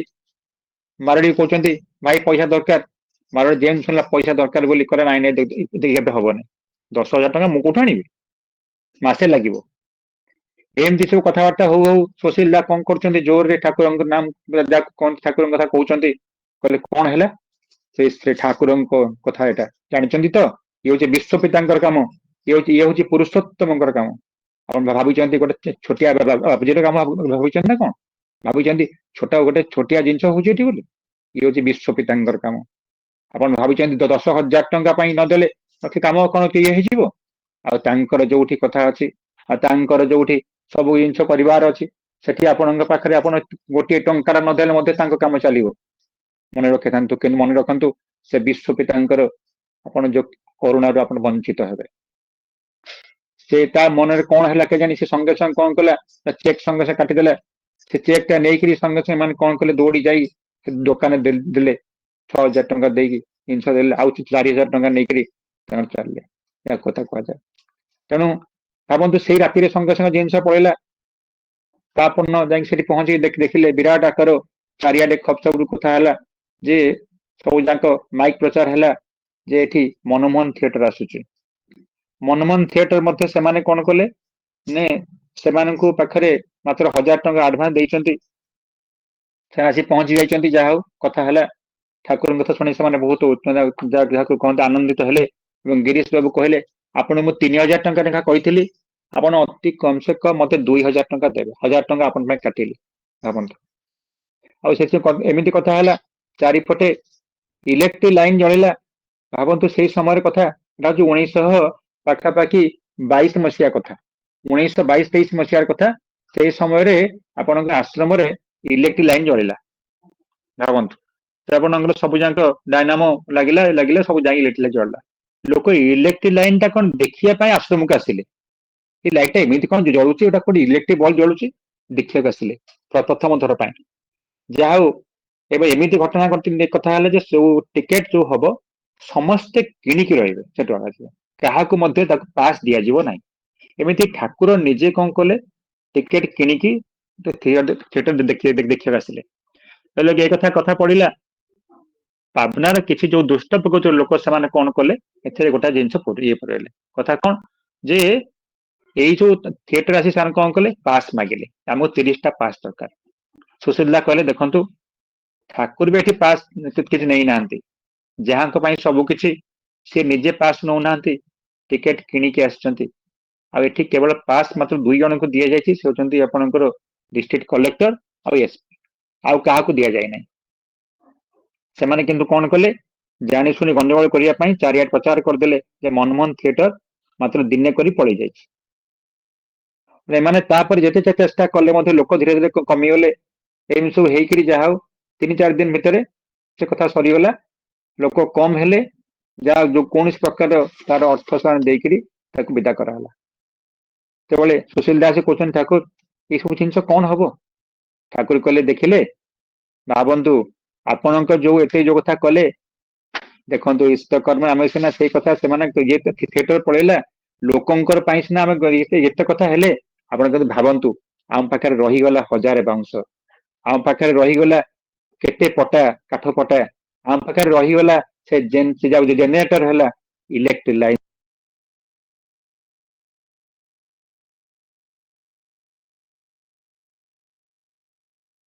ଭାବିଲେ ତ ଦେଖନ୍ତୁ କୋଉ ଭଳି ଘଟଣା। ଯୋଉ ଛୋଟିଆ କଥା ନେଇକି ଆପଣ ଆରମ୍ଭ କରିଥିଲେ, ଆପଣ ଭାବୁଥିଲେ 10 ଟଙ୍କା ମୋ ପାଖରେ ଅଛି କେମିତି ହବ, 1000 ଟଙ୍କାର କାମ ହେଲା। ଆପଣ ଦେଖନ୍ତୁ ଏଇଟା ହଉଛି କଥା। ଆଉ ମୋ କଥାରେ ମନେ ରଖିଥାନ୍ତୁ, ଯଦି ମୋ କଥାରେ ଡେଇଁବେ ତାହେଲେ ସମୁଦ୍ର ଭିତରେ ପହଁରିବେ, ମନେ ରଖିଥାନ୍ତୁ। ଆପଣଙ୍କୁ ନେଇ ମୁଁ ସମୁଦ୍ର ପହଁରା ଶିଖେଇଦେବି। ଠାକୁରଙ୍କ ସେ କଥା ଏପର୍ଯ୍ୟନ୍ତ ଅଛି, ସୁଶୀଲା ଲେଖିଛନ୍ତି ଯଦି ମୋ କଥାରେ ଡେଇଁବେ ମୁଁ ତୁମ ସମୁଦ୍ର ପହଁରା ଶିଖେଇଦେବେ। ଆଉ ଯେ ପ୍ରବୃତ୍ତି କଥାରେ ଡେଇଁବେ ତାହେଲେ ଆପଣ ଛୋଟିଆ ପୋଖରୀ ମଧ୍ୟ ପହଁରି ପାରିବେନି। ଭାବନ୍ତୁ କୋଉ ଭଳି ଘଟଣା। ଆପଣ ତାଙ୍କ କଥାରେ ଯଦି ଡେଇଁବେ ସମୁଦ୍ର ପହଁରା ଶିଖିବେ, ଆଉ ପ୍ରବୃତ୍ତି କଥାରେ ଡେଇଁଲେ ଛୋଟିଆ ପୋଖରୀ ମଧ୍ୟ ଆପଣ ପହଁରି ପାରିବେ ନା। ଏଇଆ ହଉଛନ୍ତି ଶ୍ରୀ ଠାକୁର। ଦିଟା ଚାପର କଥା ଯାକୁ କୁହାଯାଏ, ତେଣୁ ଚାପ ନ ନେଇ କଥା ନ ନେଇ ଯାହାକୁ ଭାବିବେ ଇଷ୍ଟ କର୍ମ, ଇଏ ମୋର ପ୍ରଭୁଙ୍କର କଥା, ଯେତେବେଳେ ପ୍ରଭୁଙ୍କ କଥା ଶୁଣିବି ସବୁବେଳେ ଆନନ୍ଦ ମନରେ ରହିବି, ଆହୁରି ଶୁଣିବି ଆହୁରି ଶୁଣିବି ଆହୁରି ଶୁଣିବି ଆହୁରି କରିବି ତାଙ୍କ ପାଇଁ ଯେ ପର୍ଯ୍ୟନ୍ତ ନ କରିଛି ସେ ପର୍ଯ୍ୟନ୍ତ ମୋର କିଛି ପୂଜାକୁ କଥା ମୋର କିଛି ନାହିଁ। ଆଉ ଯୋଉ ଜାଗାରେ ତାଙ୍କ ପାଇଁ ନ କରିବି, ଯୋଉ ଦିନରେ 24 ଘଣ୍ଟା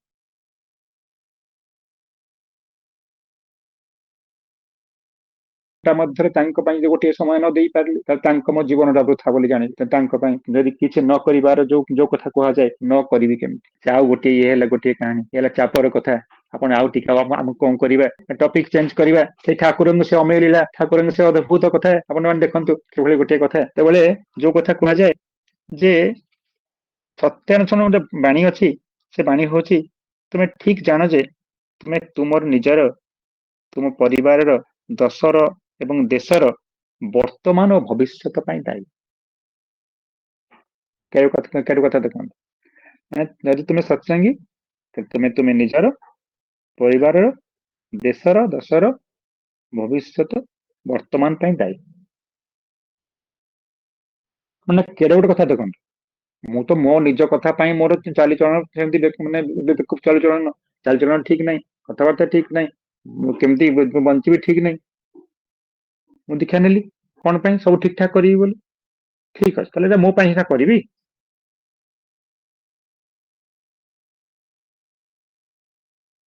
କିନ୍ତୁ ମୋ ପାଇଁ ଯେ ମୋର ପରିବାରର କଥା ପାଇଁ ମୁଁ ବୁଝିବି ଦାୟୀ, ମୁଁ ତାପରେ କଣ ହବ ନା ମୋର ପରିବେଶ ପାଇଁ ଦାୟୀ, ମୋ ଦେଶ ପାଇଁ ଦାୟୀ, ସବୁ ପାଇଁ ମୁଁ ହିଁ ଦାୟୀ। ଠାକୁର କହୁଛନ୍ତି ହଁ ଦାୟୀ, ତୁମେ ହିଁ ଦାୟୀ। କେମିତି ଦାୟୀ, କେମିତି ଦାୟୀ ଦେଖନ୍ତୁ କେମିତି କଥା। ଯଦି ଆପଣଙ୍କ କଥା ଭାବନ୍ତୁ ଯେ ଯିଏ ଠାକୁରଙ୍କର କର୍ମୀ ତା ପାଖରେ କଥା ହେଲା କଣ, ଯଦି ପରିବେଶର ସେମିତି କିଛି ଆସେ ଆମେ ଭାବୁ କଣ ହଁ ତ ସେମିତି କଣ ହଉଛି ଆଉ ଆମ ପରିବେଶରେ କଣ କେମିତି ଘଟଣା ଘଟୁଛି, ହଉ ମୋର କଣ ଅଛି କହିବାର ଅଛି, ମତେ ତ କିଛି ହଉନି। କାହିଁକି ନା ଆମର ସବୁ କଥା ହୁଏ କଣ ନା ଅଳିଆଟାକୁ ନେଇ ଆମେ ବାହାରେ ଫୋପାଡ଼ି ଦଉ, ରାସ୍ତା ଉପରେ ପକେଇ ଦଉ। ଆମେ ଭାବୁ ହଁ ଠିକ ତ ମୋ ଘରୁ ଅଳିଆ ଗଲା, କାମ ଶେଷ ସଇଲା। କିନ୍ତୁ ସେଇ ରାସ୍ତାରେ ଗଲାବେଳେ ଆମେ କଣ କରୁ ନା ବ୍ୟତିବ୍ୟସ୍ତ ହିଁ କହୁ, ଏ ହେ ଅଳିଆ ଗୋଟେ ରାସ୍ତାରେ ପକଉଛନ୍ତି ଜାଣି। ସେଇଭଳି କଥା ମନେ ରଖିଥାନ୍ତୁ। ପରିବେଶ ଯଦି କିଛି ଗଣ୍ଡଗୋଳ ଘଟିଲା, କିଛି ଘଟଣା ଘଟିଲା, ତାହେଲେ କଣ ହେଲା ଆମେ ଭାବୁ କଣ ସେ ତାଙ୍କ ହଉଛି ମୋର କାହାରେ କଣ କିଛି ଇଏ କରିବାର ଅଛି, ମୁଣ୍ଡ ଖେଳିବା ମତରେ ନାହିଁ। କିନ୍ତୁ ଦେଖନ୍ତୁ ଠାକୁରଙ୍କ ଭାବଧାରାରେ ଥିଲାବେଳେ କେମିତି ଘଟଣାଟା ଘଟେ। ଠାକୁରଙ୍କ ଘଟଣା କଣ ହୁଏ ଯେ ଠାକୁରଙ୍କର ଏଟା ହଉଛି ଦେଓଘର ସମୟର କଥା। ଏଟା ହଉଛି ସେଇ ପାଖାପାଖି 1955-56 କଥା। ଏଟା କଣ ହେଲା, ଠାକୁର ଗୋଟେ ଜ୍ୟୋତି ଆଶ୍ରମ କରିଥିଲେ। ଯେ ଜ୍ୟୋତି ଆଶ୍ରମରେ ଠାକୁରଙ୍କର ଥିଲା ଯେ ଯୋଉମାନଙ୍କର ଯାହାକୁ କହନ୍ତି ଯୋଉ ଆମର ଅଛି ଯେ କଣ ଯୋଉମାନେ ଅଛନ୍ତି ଯୋଉ ବିବାହିତ ମାନେ ଅଛନ୍ତି ତାଙ୍କର ଗୋଟେ ନିର୍ଦ୍ଦିଷ୍ଟ ବର୍ଷ ହେଇଗଲେ, 50 ବର୍ଷ 55 ବର୍ଷ ପାଖାପାଖି ସେ ଥିଲା, 2ଟା ବର୍ଷ ଥିଲା।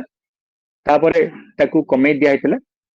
ଏ ସମୟରେ କଥା ହେଇଥିଲା ଯେ ଯୋଉମାନେ ସମ୍ପୂର୍ଣ୍ଣ ସଂସାରର ଦାୟିତ୍ୱ ଛାଡି ଆସି କଣ କରିବେ, ସେମାନେ କଣ କରିବେ ଯୋଉ ଜାତି ଆଶ୍ରମରେ ରହିବେ। ସେଇ ଯୋଉ ଜାତି ଆଶ୍ରମରେ ସେମାନେ ସମ୍ପୂର୍ଣ୍ଣ ଭାବରେ ସାଧନା ଭୋଜନ କରିବେ ଏବଂ ଠାକୁରଙ୍କର କଥା ହିଁ ମାନି ଚଳିବେ। ଆଉ ସେ ଆଶ୍ରମରେ ଆପଣଙ୍କର ନାରୀ ପ୍ରବେଶ ନିଷେଧ ଥିଲା, କୌଣସି ପ୍ରକାରର ସେଠି ଆପଣଙ୍କର ପ୍ରବେଶ ନିଷେଧ। ଅନ୍ୟମାନେ ସେଠି ପ୍ରାୟ ଆସୁନଥିଲେ। ଠାକୁରଙ୍କ ପାଇଁ ସେମାନେ ସଦା ସର୍ବଦା 24 ଘଣ୍ଟା ଠାକୁରଙ୍କ ପାଇଁ ସେମାନେ ସବୁ କଥା ବୁଝାବୁଝି କରୁଥିଲେ। ଯୋଉ ଜାତି ଆଶ୍ରମରେ ରଖି ଏଠି ଆସି ପହଞ୍ଚିବୁ 5:30 ହେଲେ ସିଧା ଇଏ ତ ଲାଗିଛି କଣ ରେ? ଲଗେଇଛି କିରେ କୋଉଠି କଣ? ମା ଭଏସ ଟା ବନ୍ଦ କରିଦିଅନ୍ତୁ। ସେତେବେଳେ ଯୋଉ ଜାତି ଆଶ୍ରମ ଯୋଉ ଠାକୁର କରିଥିଲେ, ଜାତି ଆଶ୍ରମର ଗୋଟେ ତାଙ୍କର ଗୋଟେ ଲକ୍ଷ୍ୟ ଥିଲା ଯେ ସେଇମାନେ ହେଇ ଉଠିବେ ଯାହାକୁ କହନ୍ତି ମହାନ ସନ୍ନ୍ୟାସୀ ଟାଇପର ଯୋଉ କଥା ଜୀବନ ଯାପନ କରିବେ ସେଇମାନେ, ଏବଂ ସେମାନେ ସତ୍ସଙ୍ଗର ଭାବଧାରା ପ୍ରଚାର କରିବେ। ସେଇ ଜାତି ଆଶ୍ରମରେ କଣ ହେଇଥିଲା ନା ନନିଦା ଥିଲେ, ନନିକାଳ ଚକ୍ରବର୍ତ୍ତୀ ଥିଲେ ଆପଣଙ୍କର କଣ ନା ଠାକୁରଙ୍କୁ ରୋଷେଇ କରୁଥିଲେ। ଜାତି ଆଶ୍ରମ ଠାକୁରଙ୍କ ପାଇଁ ସେ ଭୋଗ ଆସୁଥିଲା ଏବଂ ସେଠି ସମସ୍ତଙ୍କ ଥିଲା, ସମସ୍ତଙ୍କ ରୋଷେଇ ପାଇଁ ସବୁଦିନ ଦାୟିତ୍ୱ ଥିଲା ଆମର ଚକ୍ରବର୍ତ୍ତୀଙ୍କର।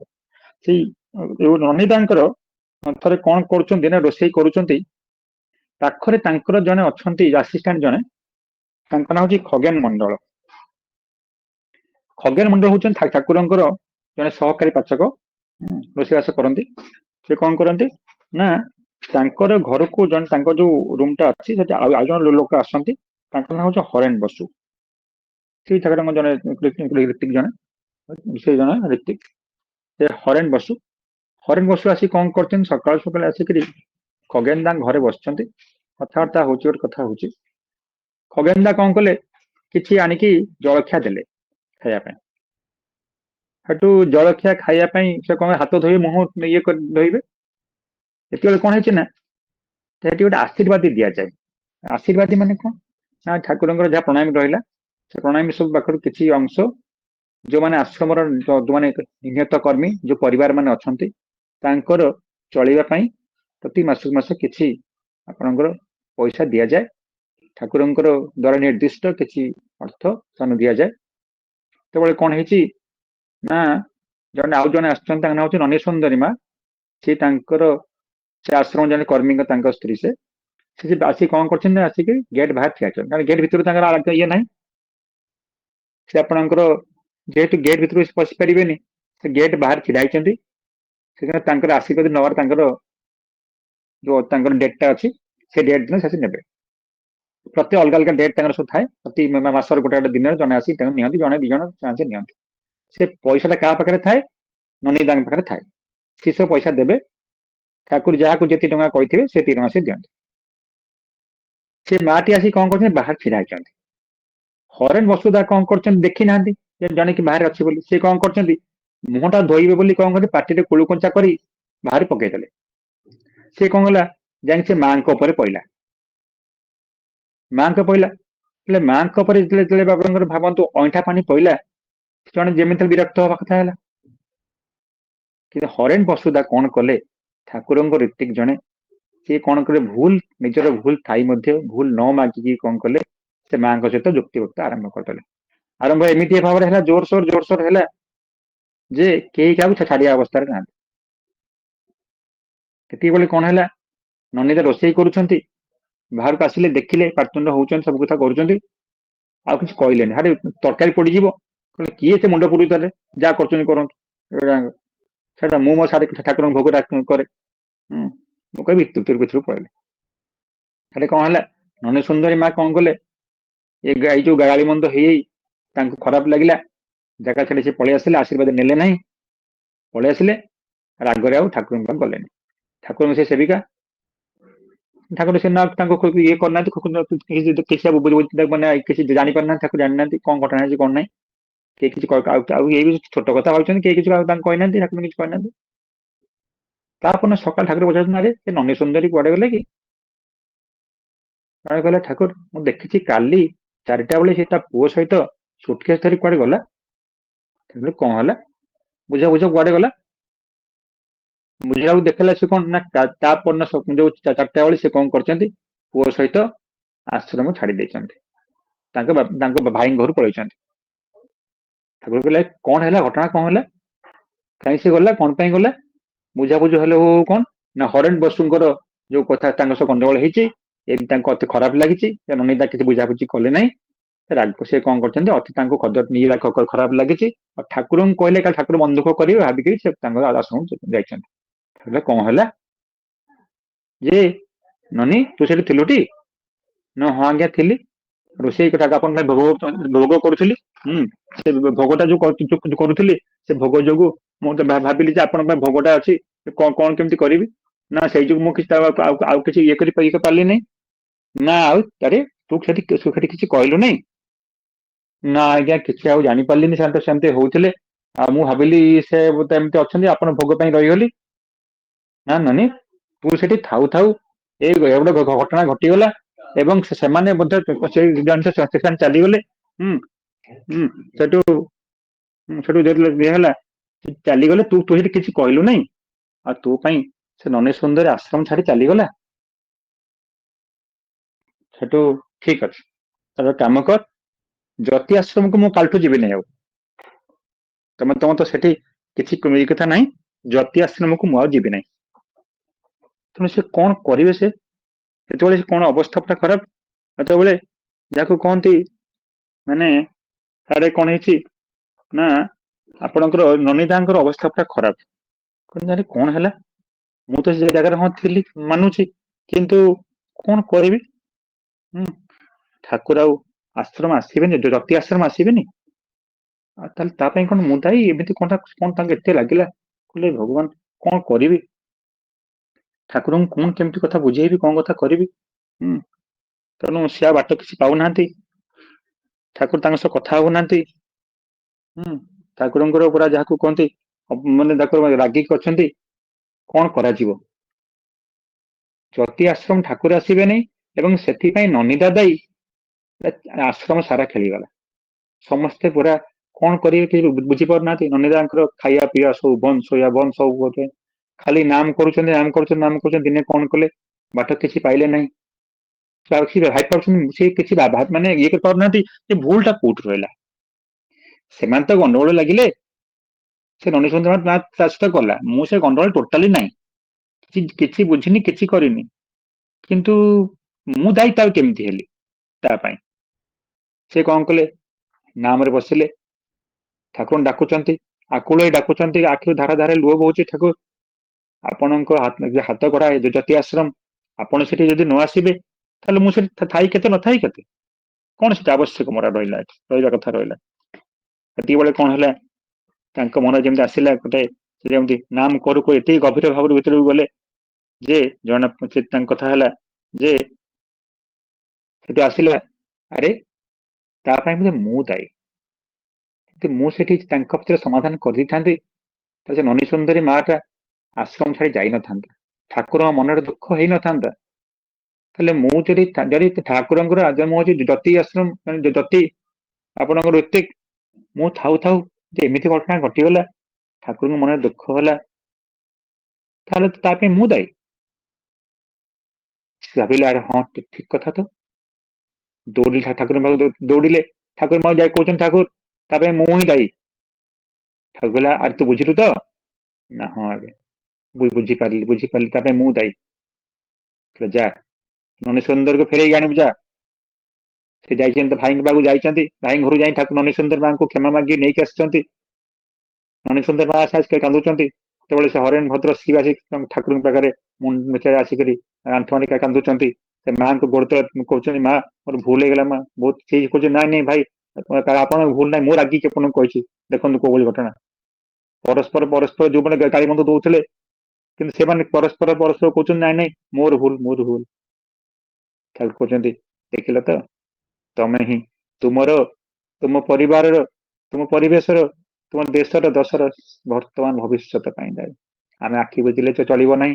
ଆମର ଚାରିପଟ ପରିବେଶରେ ଯେମିତି ଘଟଣା ଘଟେ, ସେ ଠାକୁରଙ୍କର କର୍ମୀ ହିସାବରେ, ସେ ଠାକୁରଙ୍କର ଆପଣଙ୍କର ଆଶ୍ରିତ ହିସାବରେ ଆଉ ଭାବିବେ କର୍ମୀ ମାନେ ଯେ ମୁଁ ସେବେ ପାଞ୍ଚପ୍ରାପ୍ତ କର୍ମୀ, ସେ ନୁହଁ।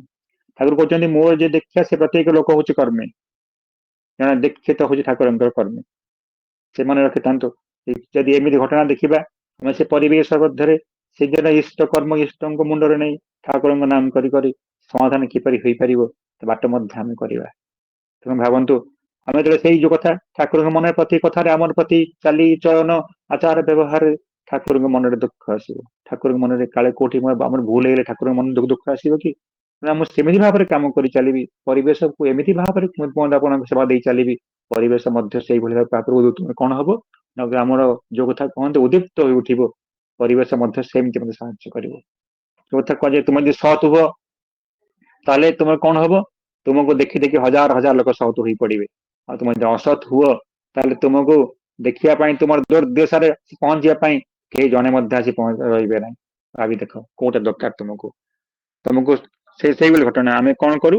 ତେଣୁ ସେଇଭଳି ଭାବନ୍ତୁ, ଏଇଭଳି କଥା ହେଲା ସେ ଠାକୁରଙ୍କର କଥା। ଆଉ ଗୋଟିଏ କଥା, ଏଇଭଳି ଯୋଉ ବିଭିନ୍ନ ପ୍ରକାର କଥା ନେଇ ଠାକୁର ପ୍ରତି ମଣିଷ ମନରେ ସୃଷ୍ଟି କରନ୍ତି ଗୋଟିଏ ଅସୀମ ଉଦ୍ଦାମତା, ଅସୀମ ଆଶାର କଥା। ସେ ପ୍ରତି ମୁହୂର୍ତ୍ତରେ ଭାବିଛନ୍ତି, ମୋର ମଣିଷ, ମୋର ଲୋକ ସେ ଆହୁରି ଉନ୍ନତ ହେଇ ଉଠୁ। ଏଠି ମଣିଷ ସଭାରେ ସେ ଭାବି ନାହାନ୍ତି। ସେ ଭାବିଛନ୍ତି ଇଏ ହବ ଯାହାକୁ କହନ୍ତି ଦେବତାର ସନ୍ତାନ ଏମାନେ ହେବେ। ଏ ମଣିଷର ସନ୍ତାନ ନୁହେଁ, ଏମାନେ ହଉଛନ୍ତି ସେଇ ପ୍ରିୟ ପରମଙ୍କ ସନ୍ତାନ। ତାଙ୍କ ଭିତରେ ସେ ଆବିଳତା ନାହିଁ, ସେ ଦୁଃଖ ନାହିଁ, ସେ ଭୟ ନାହିଁ, ସେଇ ଯାହାକୁ କହନ୍ତି ଯାହାକୁ ନିରାନନ୍ଦ ନାହିଁ, କେବଳ ଅଛି ସେ ଆନନ୍ଦ। କେବଳ ଅଛି ସେଇ ପ୍ରଭୁଙ୍କ ପ୍ରତି ଭଲ ପାଇବା, ସେ ପ୍ରଭୁଙ୍କ ଇଷ୍ଟ କର୍ମକୁ ମୁଣ୍ଡରେ ନେଇ ଚାଲିବାର ସେଇ ଅଦମ୍ୟ ଯାହାକୁ କହନ୍ତି, ତମେ କଣ ତାକୁ କୁହାଯାଏ, ଅଦମ୍ୟ ଉତ୍ସାହ ଯାହାକୁ କୁହାଯାଏ, ସେଇଭଳି କଥା। ଗୋଟିଏ କଥା ମନେ ରଖନ୍ତୁ, ଏଇ ଯୋଉ ଆର୍ଯ୍ୟ କଥା କହୁଛି, ଆଶୀର୍ବାଦ କଥା କହୁଛି, ମନେ ପଡେ ସେଇ ଗୋଟିଏ କାହାଣୀ ଯେ ସେତେବେଳେ କଥା ହେଇଥିଲା ଯେ 120 ଟଙ୍କା ଲେଖା ଜଣକୁ ଦିଆଯାଉଥିଲା, କାହାକୁ 80 ଟଙ୍କା, କାହାକୁ 50 ଟଙ୍କା, କାହାକୁ 30 ଟଙ୍କା, କାହାକୁ 10 ଟଙ୍କା ମଧ୍ୟ ଦିଆଯାଉଥିଲା। ବିଭିନ୍ନ ପ୍ରକାର ବିଭିନ୍ନ କାର୍ଯ୍ୟ ଥିଲା। ମାନେ ତାଙ୍କୁ ମିଳୁଥିଲା 120 ଟଙ୍କା। ଠାକୁର ଆସି କହୁଛନ୍ତି, ଆରେ ନନୀ ତତେ ଆଶୀର୍ବାଦ କେତେ ଟଙ୍କା ହଉଛି କିରେ? ନା 120 ଟଙ୍କା।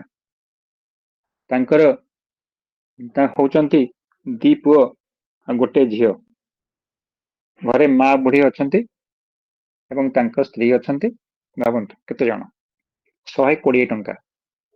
ଠାକୁରଙ୍କ ନିତ୍ୟ ସେବକ ସିଏ କହୁଛନ୍ତି ଯେ ଆରେ ନନୀ ତୁ ଯୋଉ 120 ଟଙ୍କା ନଉଛୁ ଏଟା କଣ ଠିକ କଥା?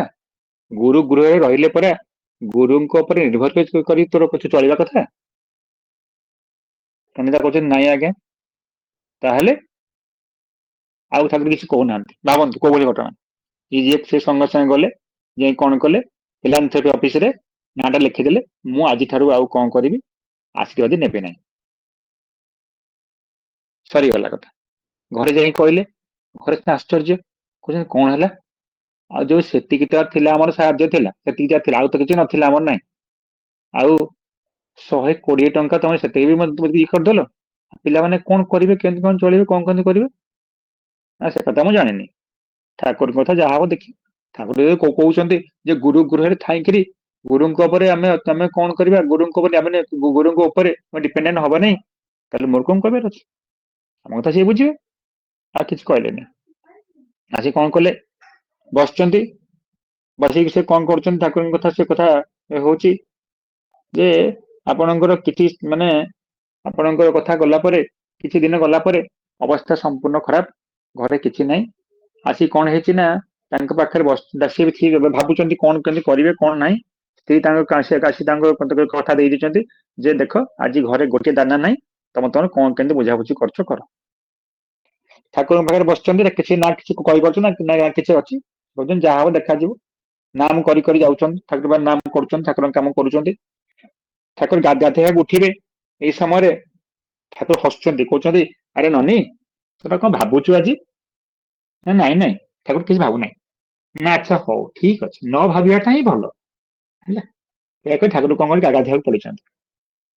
ଯୋଉ ଗାଧେଇବା ଠାକୁର ଯାଇଛନ୍ତି, ସେଇ ସମୟରେ ଇଏ ବସିଛନ୍ତି, ଦେଖିଲେ ତାଙ୍କ ସାନ ପୁଅ ରୁଚିନନ୍ଦନ ସେ କଣ କରୁଛି, ଗୋଟେ ବ୍ୟାଗ ନେଇକି ଆଇଛି, ବାହାରେ ଛାଇକି ବାପାକୁ ଠାରୁଛି, ବାପା କିଛି ଦିଅ ମୁଁ ବ୍ୟାଗରେ ଜିନିଷ ନେଇକି ଆସିବି। ଭାବନ୍ତୁ କୋଉ ଭଳିଆ ଅବସ୍ଥା। ଏଇ ସମୟରେ କଣ କଥା ହେଇଛି, ସେ ଭାବୁଛନ୍ତି କଣ କରିବେ କଣ କରିବେ। ଦେଖିଲେ ଜଣେ ଲୋକ ଆସି ପହଞ୍ଚିଲେ, କରିଛନ୍ତି ଆଉ ଦାଦା ଯୋଉ କଣ ଠାକୁରଙ୍କ ଦର୍ଶନ କେତେବେଳେ ହବ? ନା ଠାକୁର ଯାଇଛନ୍ତି ଗାଧେଇବାକୁ ଯାଇଛନ୍ତି, ଆଉ ସ୍ନାନ ସାରି ଠାକୁର ଟିକେ ବିଶ୍ରାମ ନେବେ, ତାପରେ ଆପଣ ଆସନ୍ତୁ 3ଟା ପରେ। ଆଜ୍ଞା ଠିକ ଅଛି।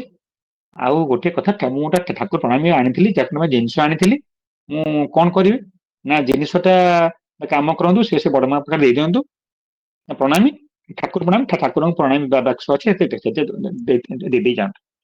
ବାକ୍ସ କିଛି ପ୍ରଣାମୀ ଦେଲେ ଏବଂ ଜିନିଷ ତାଙ୍କର ଲୋକ କହିଲେ ଜିନିଷ ନେଇକି ବଡ ମା ପାଖକୁ ଦେଇଦେ। ବଡ ମା ପାଖରେ ଲୋକ ନେଇକି ଗଲା। ଇଏ ସେଠୁ କଣ କଲେ କି ଦାଦା ଆଉ ଆପଣ କିଛି ଅର୍ଘ୍ୟ ରଖନ୍ତୁ। ନା କାହିଁ? ନା ମୁଁ ଆପଣଙ୍କୁ ଦେବାକୁ ଇଚ୍ଛା କରୁଛି, ଲାଗୁଛି ଆପଣ ଖୁସି କଥା ଲାଗିଲା, ଆପଣ ଦେଖିକି ମତେ ଖୁସି ଲାଗିଲା ଯେ ଯାହା ଗୋଟେ ଆପଣଙ୍କ ସେବକ, ଠାକୁରଙ୍କ ସେବକ, ମୋର ଭାରି ଇଚ୍ଛା ଠାକୁରଙ୍କ ସେବକ ମାନଙ୍କୁ ସାହାଯ୍ୟ କରିବା ପାଇଁ। ସେଇ ସମୟରେ 100 ଟଙ୍କା ତାଙ୍କ ପକେଟରେ ଦେଇକି ସେ ଲୋକ ପ୍ରଣାମ କରି ଚାଲିଗଲା। ଇଏ ବି ଆଶ୍ଚର୍ଯ୍ୟ, ସେ 100 ଟଙ୍କା କୋଉଠୁ ଆସିଲା? ଲୋକ ଚିହ୍ନା ନାହିଁ, ଜଣା ନାହିଁ, କିଛି ନାହିଁ, 100 ଟଙ୍କା ଦେଇ ଯାଉଛି। ସେ କିଛି କହିଲେନି, ତା ପୁଅକୁ ଡାକି କହିଲେ ପୁଅରେ 100 ଟଙ୍କା ନେଇ ଜିନିଷ କିଣାକିଣି କରିବୁ, ସବୁ କଥା କରିବୁ, ଆଉ ଯାହା ହବ ମାକୁ ନେଇ ଦବୁ। ସେ ପିଲାଟି ଗଲା। ଏମିତି କିଛି ଦିନ ଯାହା ହଉ ଚାଲିଲା, ସବୁ ଠିକ ଠାକ ଚାଲିଲା, ସବୁ ହେଲା। ଏ ଯୋଉ 2 ମାସ ଖଣ୍ଡେ ଗଲା ବେଳକୁ ଯୋଉ ଅବସ୍ଥା ସେଇ ଅବସ୍ଥା, ଦାନା ଗୋଟେ ନାହିଁ, ଘରେ କିଛି ନାହିଁ, ଯୋଉ ଅବସ୍ଥା ଖରାପ। ସ୍ତ୍ରୀ କହିଲେ ଦେଖ ଆଉ ବାଟ ନାହିଁ କିଛି, ତମେ ଯାହା କରୁଛ କର, ଆଉ ଏଥର ମତେ କିଛି କୁହ ନାହିଁ। କଣ କରାଯିବ? ଆଉ କିଛି କହୁନାହାନ୍ତି, ଠାକୁରଙ୍କୁ କିଛି କହୁନାହାନ୍ତି, କିଛି କରୁନାହାନ୍ତି। ଠାକୁର ବି ଯେତେବେଳେ ଠାକୁରଙ୍କ ପାଖରେ ଆସୁଛନ୍ତି, ଠାକୁର ନାନୀ କଣ ଭାବୁଛୁ କିରେ? କିଛି ଭାବନା। ନାଇଁ ନାଇଁ ଠାକୁର ମୁଁ କିଛି ଭାବ ନାହିଁ। ଦେଖନ୍ତୁ କୋଉ ଭଳିଆ କଥା। ଯେତେବେଳେ କଣ ହେଲା, ଠାକୁରଙ୍କ ପାଖରେ ବସିଛନ୍ତି, ଠାକୁରଙ୍କ ଦେହରେ ତେଲ ଲଗେଇ ଦଉଛନ୍ତି, ଦେଖିଲେ ଆସି ପହଞ୍ଚିଲେ ହରିପଦ ସାହା ଲୋକ। ହରିପଦ ସାହା ସେଇ ଲୋକ, ତାର ଗୋଟେ କାହାଣୀ ଅଛି, ଛୋଟିଆ କାହାଣୀ କହିଦଉଛି, ସମୟ ପାଖ ସରିଯିବ ପାଖାପାଖି। ଯଦି ଆପଣ ପାରିବା କହିବେ, ସମସ୍ତେ ଟିକେ କଣ କହିବି। ସେଇ ଆପଣଙ୍କର ନାଇଁ ଦେବଦତ୍ତ ଭାଇ ଆଗନ୍ତୁ, ଅଟକେଇଲେ ଭାବ କଟି ଯାଉଛି। ଆଜ୍ଞା ମୁଁ ସେ କଥା କହୁଛି। ଆପଣ ହରିପଦ ଦାଙ୍କ ଯୋଉ କାହାଣୀ, ସେ କାହାଣୀ ଯେମିତି କଥା ଯେ ହରିପଦ ଦାଙ୍କର ବାପା ଯିଏ, ସିଏ ଥିଲେ ଜଣେ ଠାକୁରଙ୍କ ଅନନ୍ୟ ଭକ୍ତ। କିନ୍ତୁ ହରିପଦ ଦା ଥିଲେ ଯାହାକୁ କହନ୍ତି ବାପାର ଗୋଟିଏ ପୁଅ, ଭାରି ଗେହ୍ଲା ପୁଅ, ଗେହ୍ଲାରେ ବଢି ବଢି ଆସିଛନ୍ତି। ସେ କଣ କରିଛନ୍ତି, ସେ କିଛି କାମ ଦାମ ସେମିତି କରନ୍ତି ନାହିଁ, ଗେହ୍ଲାରେ ରହନ୍ତି। ସେ ତାଙ୍କ ବାପା ତାକୁ ଠାକୁରଙ୍କ ପାଖକୁ ନେଇକି ଯାଆନ୍ତି, ଆଉ ଠାକୁରଙ୍କ ପାଖକୁ ସେମିତି ବୁଲି ଆସନ୍ତି। ସେ କାମ ଧୀରେ ଧୀରେ କଣ କଲେ, ଏମିତି ଭାବରେ ଡିପେଣ୍ଡାଣ୍ଟ ହେଇଗଲେ ବାପାଙ୍କ ଉପରେ, ଆଉ କାମ ଦାମ ଶିଖିଲେ ନାହିଁ କିଛି। ବିବାହ ହେଇଗଲା, ସେମିତି ଖାଇ ପିଇ ବୁଲନ୍ତି, ଖାଲି ଆଉ କିଛି କଥାବାର୍ତ୍ତା ନାହିଁ, ସେମିତି ଖାଇ ପିଇ ରହନ୍ତି କେବଳ ସେତିକି କଥା। ସେତେବେଳେ ବାପା ଏଇ ସମୟରେ ଚାଲିଗଲେ। ତେବେ କଣ ହେଲା, ମୁଣ୍ଡ ଉପରେ ଆସି ପଡିଲା ଗୋଟେ ଯାହାକୁ କହନ୍ତି ବଡ ବୋଝ ପଡିଲା। ଆଗରୁ ମା ଚାଲି ଯାଇଥିଲେ, ବାପା ଚାଲିଗଲେ, ସମ୍ପୂର୍ଣ୍ଣ ଅବସ୍ଥା ଖରାପ। ଆଡେ ପିଲା ଅଛନ୍ତି, ସ୍ତ୍ରୀ ଅଛନ୍ତି, କଣ କରାଯିବ? ଧୀରେ ଧୀରେ ଏମିତି ଅବସ୍ଥା ହେଲା, ଜମି ସବୁ ଧୀରେ ଧୀରେ ବିକିଲେ, ଖାଇଲେ। ସେଇ କଥା କୁହନ୍ତି, ବିକି ଭାଙ୍ଗି ଖାଇଲେ, ଜମି ବିକି ଭାଙ୍ଗି ଖାଇଲେ। ସେ ସମୟରେ ଆବାର ପାଠ କିଛି ନାହିଁ। ସେତେବେଳେ ଜମି ବିକି ଭାଙ୍ଗି ଖାଇଲେ। ଆଉ ଏଥିରେ କଣ କରାଯିବ, ବାଟ କିଛି ନାହିଁ। ବାଟ ଆଉ କିଛି ଜମି ଛଡା ବିକିବା ଛଡା ତାଙ୍କର ବାଟ କିଛି ନାହିଁ। ତ ସେ କଣ ହେଲା ଯେ ସେଇ ସମୟରେ ତାଙ୍କର ସ୍ତ୍ରୀ କହିଲେ ଗୋଟେ କାମ କରିବା ଚାଲ, ତମେ ତ ଜାଣିଛ ଦେଓଘର ଯାଇଛ, ସବୁ କଥା କରିଛ, ଠାକୁର ଜାଣିଛନ୍ତି, ତମକୁ ତ ଜାଣିଛନ୍ତି, ଠାକୁରଙ୍କ ପାଖକୁ ଚାଲ ଯିବା ପଳେଇବା। ଆଉ ବାଟ କିଛି ନାହିଁ, ଜମି ଧୀରେ ଧୀରେ ସରିଲାଣି, ବାଟ କିଛି ନାହିଁ। ଆଉ ଜମି ତାଙ୍କର ସବୁ କଣ ହୁଏ ନା, ତାଙ୍କ ଗାଁର ଜମିଦାର ଯିଏ ସେ ଭଲ ଲୋକ ଜଣେ, ସିଏ ଜାଣିଛନ୍ତି ତାଙ୍କୁ, ପରିବାର ଭଲ ପରିବାର ଜାଣିଛନ୍ତି, ସେ ତାଙ୍କଠୁ ଜମି ସବୁ ରଖନ୍ତି। ଆଉ ତାଙ୍କଠୁ ସେ ଜମି ସବୁ ଦେଇଥିଲେ। ସେ କହିଲେ ଠିକ ଅଛି, ସ୍ତ୍ରୀ କଥା ମାନି କଣ କଲେ, ଘରେ ତାଲା ପକେଇ ପିଲା ଛୁଆକୁ ଧରିକିରି ଚାଲିଲେ ଦେଓଘର ଚାଲିଲେ। ଯାଇକି ସେ ଦେଓଘର ପହଞ୍ଚିଲେ, ଠାକୁରଙ୍କ ପାଖରେ ଯାଇ କହୁଛନ୍ତି ଠାକୁର ଆଉ ମୁଁ ଆସିଗଲି। ଠାକୁର ଆରେ ତୁ କିଛି କଣ ଆସିଲୁ ସେ କଥା ପଛ କଥା, ତୁ କଣ ହେଲା କଣ ନାହିଁ ସେ କଥା ପଛରେ, ଆଗେ ତୁ ଗୋଟେ କାମ କଲୁ, ତୋର ଯୋଉ ମତେ ଗୋବିନ୍ଦ ଭୋଗ ଚାଉଳ ମତେ ଭାରି ଦରକାର, ମୁଁ ସେଟା ପାବନାରେ ଖାଉଥିଲି, ସେ ଆଉ ଇଏ ହଉନି, ପାଉନି, ମତେ ଟିକେ ଆଣିଦେଲୁ, ତୁ ତାପରେ ଆଣି ଦେ, ତାପରେ ତୋର ମୋର କଥାବାର୍ତ୍ତା ହବା।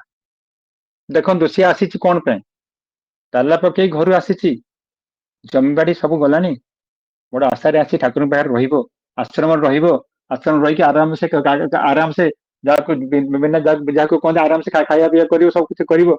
ତାକୁ ହିଁ କହୁଛନ୍ତି ଗୋବିନ୍ଦ ଭୋଗ ଚାଉଳ ଆଣିଦେ। ଆସିକି ଦି ଜଣ ସ୍ୱାମୀ ସ୍ତ୍ରୀ କଥାବାର୍ତ୍ତା ହଉଛନ୍ତି କଣ କରିବା। ସ୍ତ୍ରୀଟି କହୁଛି ଦେଖ ସେ ଠାକୁର ଆମକୁ ଏତେ ଦିନ ପରେ ଗୋଟେ କଥା ମାଗିଛନ୍ତି, ଠିକ ଚାଲ ସେ କଥା କରିବା। କେମିତି କରିବା ଜାଣିନି କିଛି, ତମେ ଚାଲ ଗାଁକୁ ଫେରିଯିବା, ଚାଲ ଜମି ବାଡି ଯୋଉଠି ଛୋଟିଆ ଖଣ୍ଡେ ଯୋଉଠି ହଉଛି ହଉ, ଚାଲ ଠାକୁରଙ୍କର କାଇଟା କରିବା। ଆପଣ ଦେଖନ୍ତୁ କୋଉ ଭଳି ଘଟଣା, ଇଷ୍ଟ କର୍ମକୁ ଯେତେବେଳେ ମୁଣ୍ଡକୁ ନିଆଯାଏ, କୋଉ ଭଳି ଭାବରେ ମଣିଷ ମନରେ ସୃଷ୍ଟି ହୁଏ ସେଇ ଭାବରେ ଉତ୍ସାହ। ଦେଖନ୍ତୁ ପାଖରେ ଜାଣିଛନ୍ତି ପାଖରେ ଜମି ନାହିଁ, କିଛି ନାହିଁ, ଘରେ କର୍ଜାକୁ କହନ୍ତି ପଇସା ନାହିଁ, କିନ୍ତୁ ଠାକୁର କହିଛନ୍ତି ବୋଲି ଆନନ୍ଦରେ ଡେଇଁଲେ ଯାକୁ କହନ୍ତି।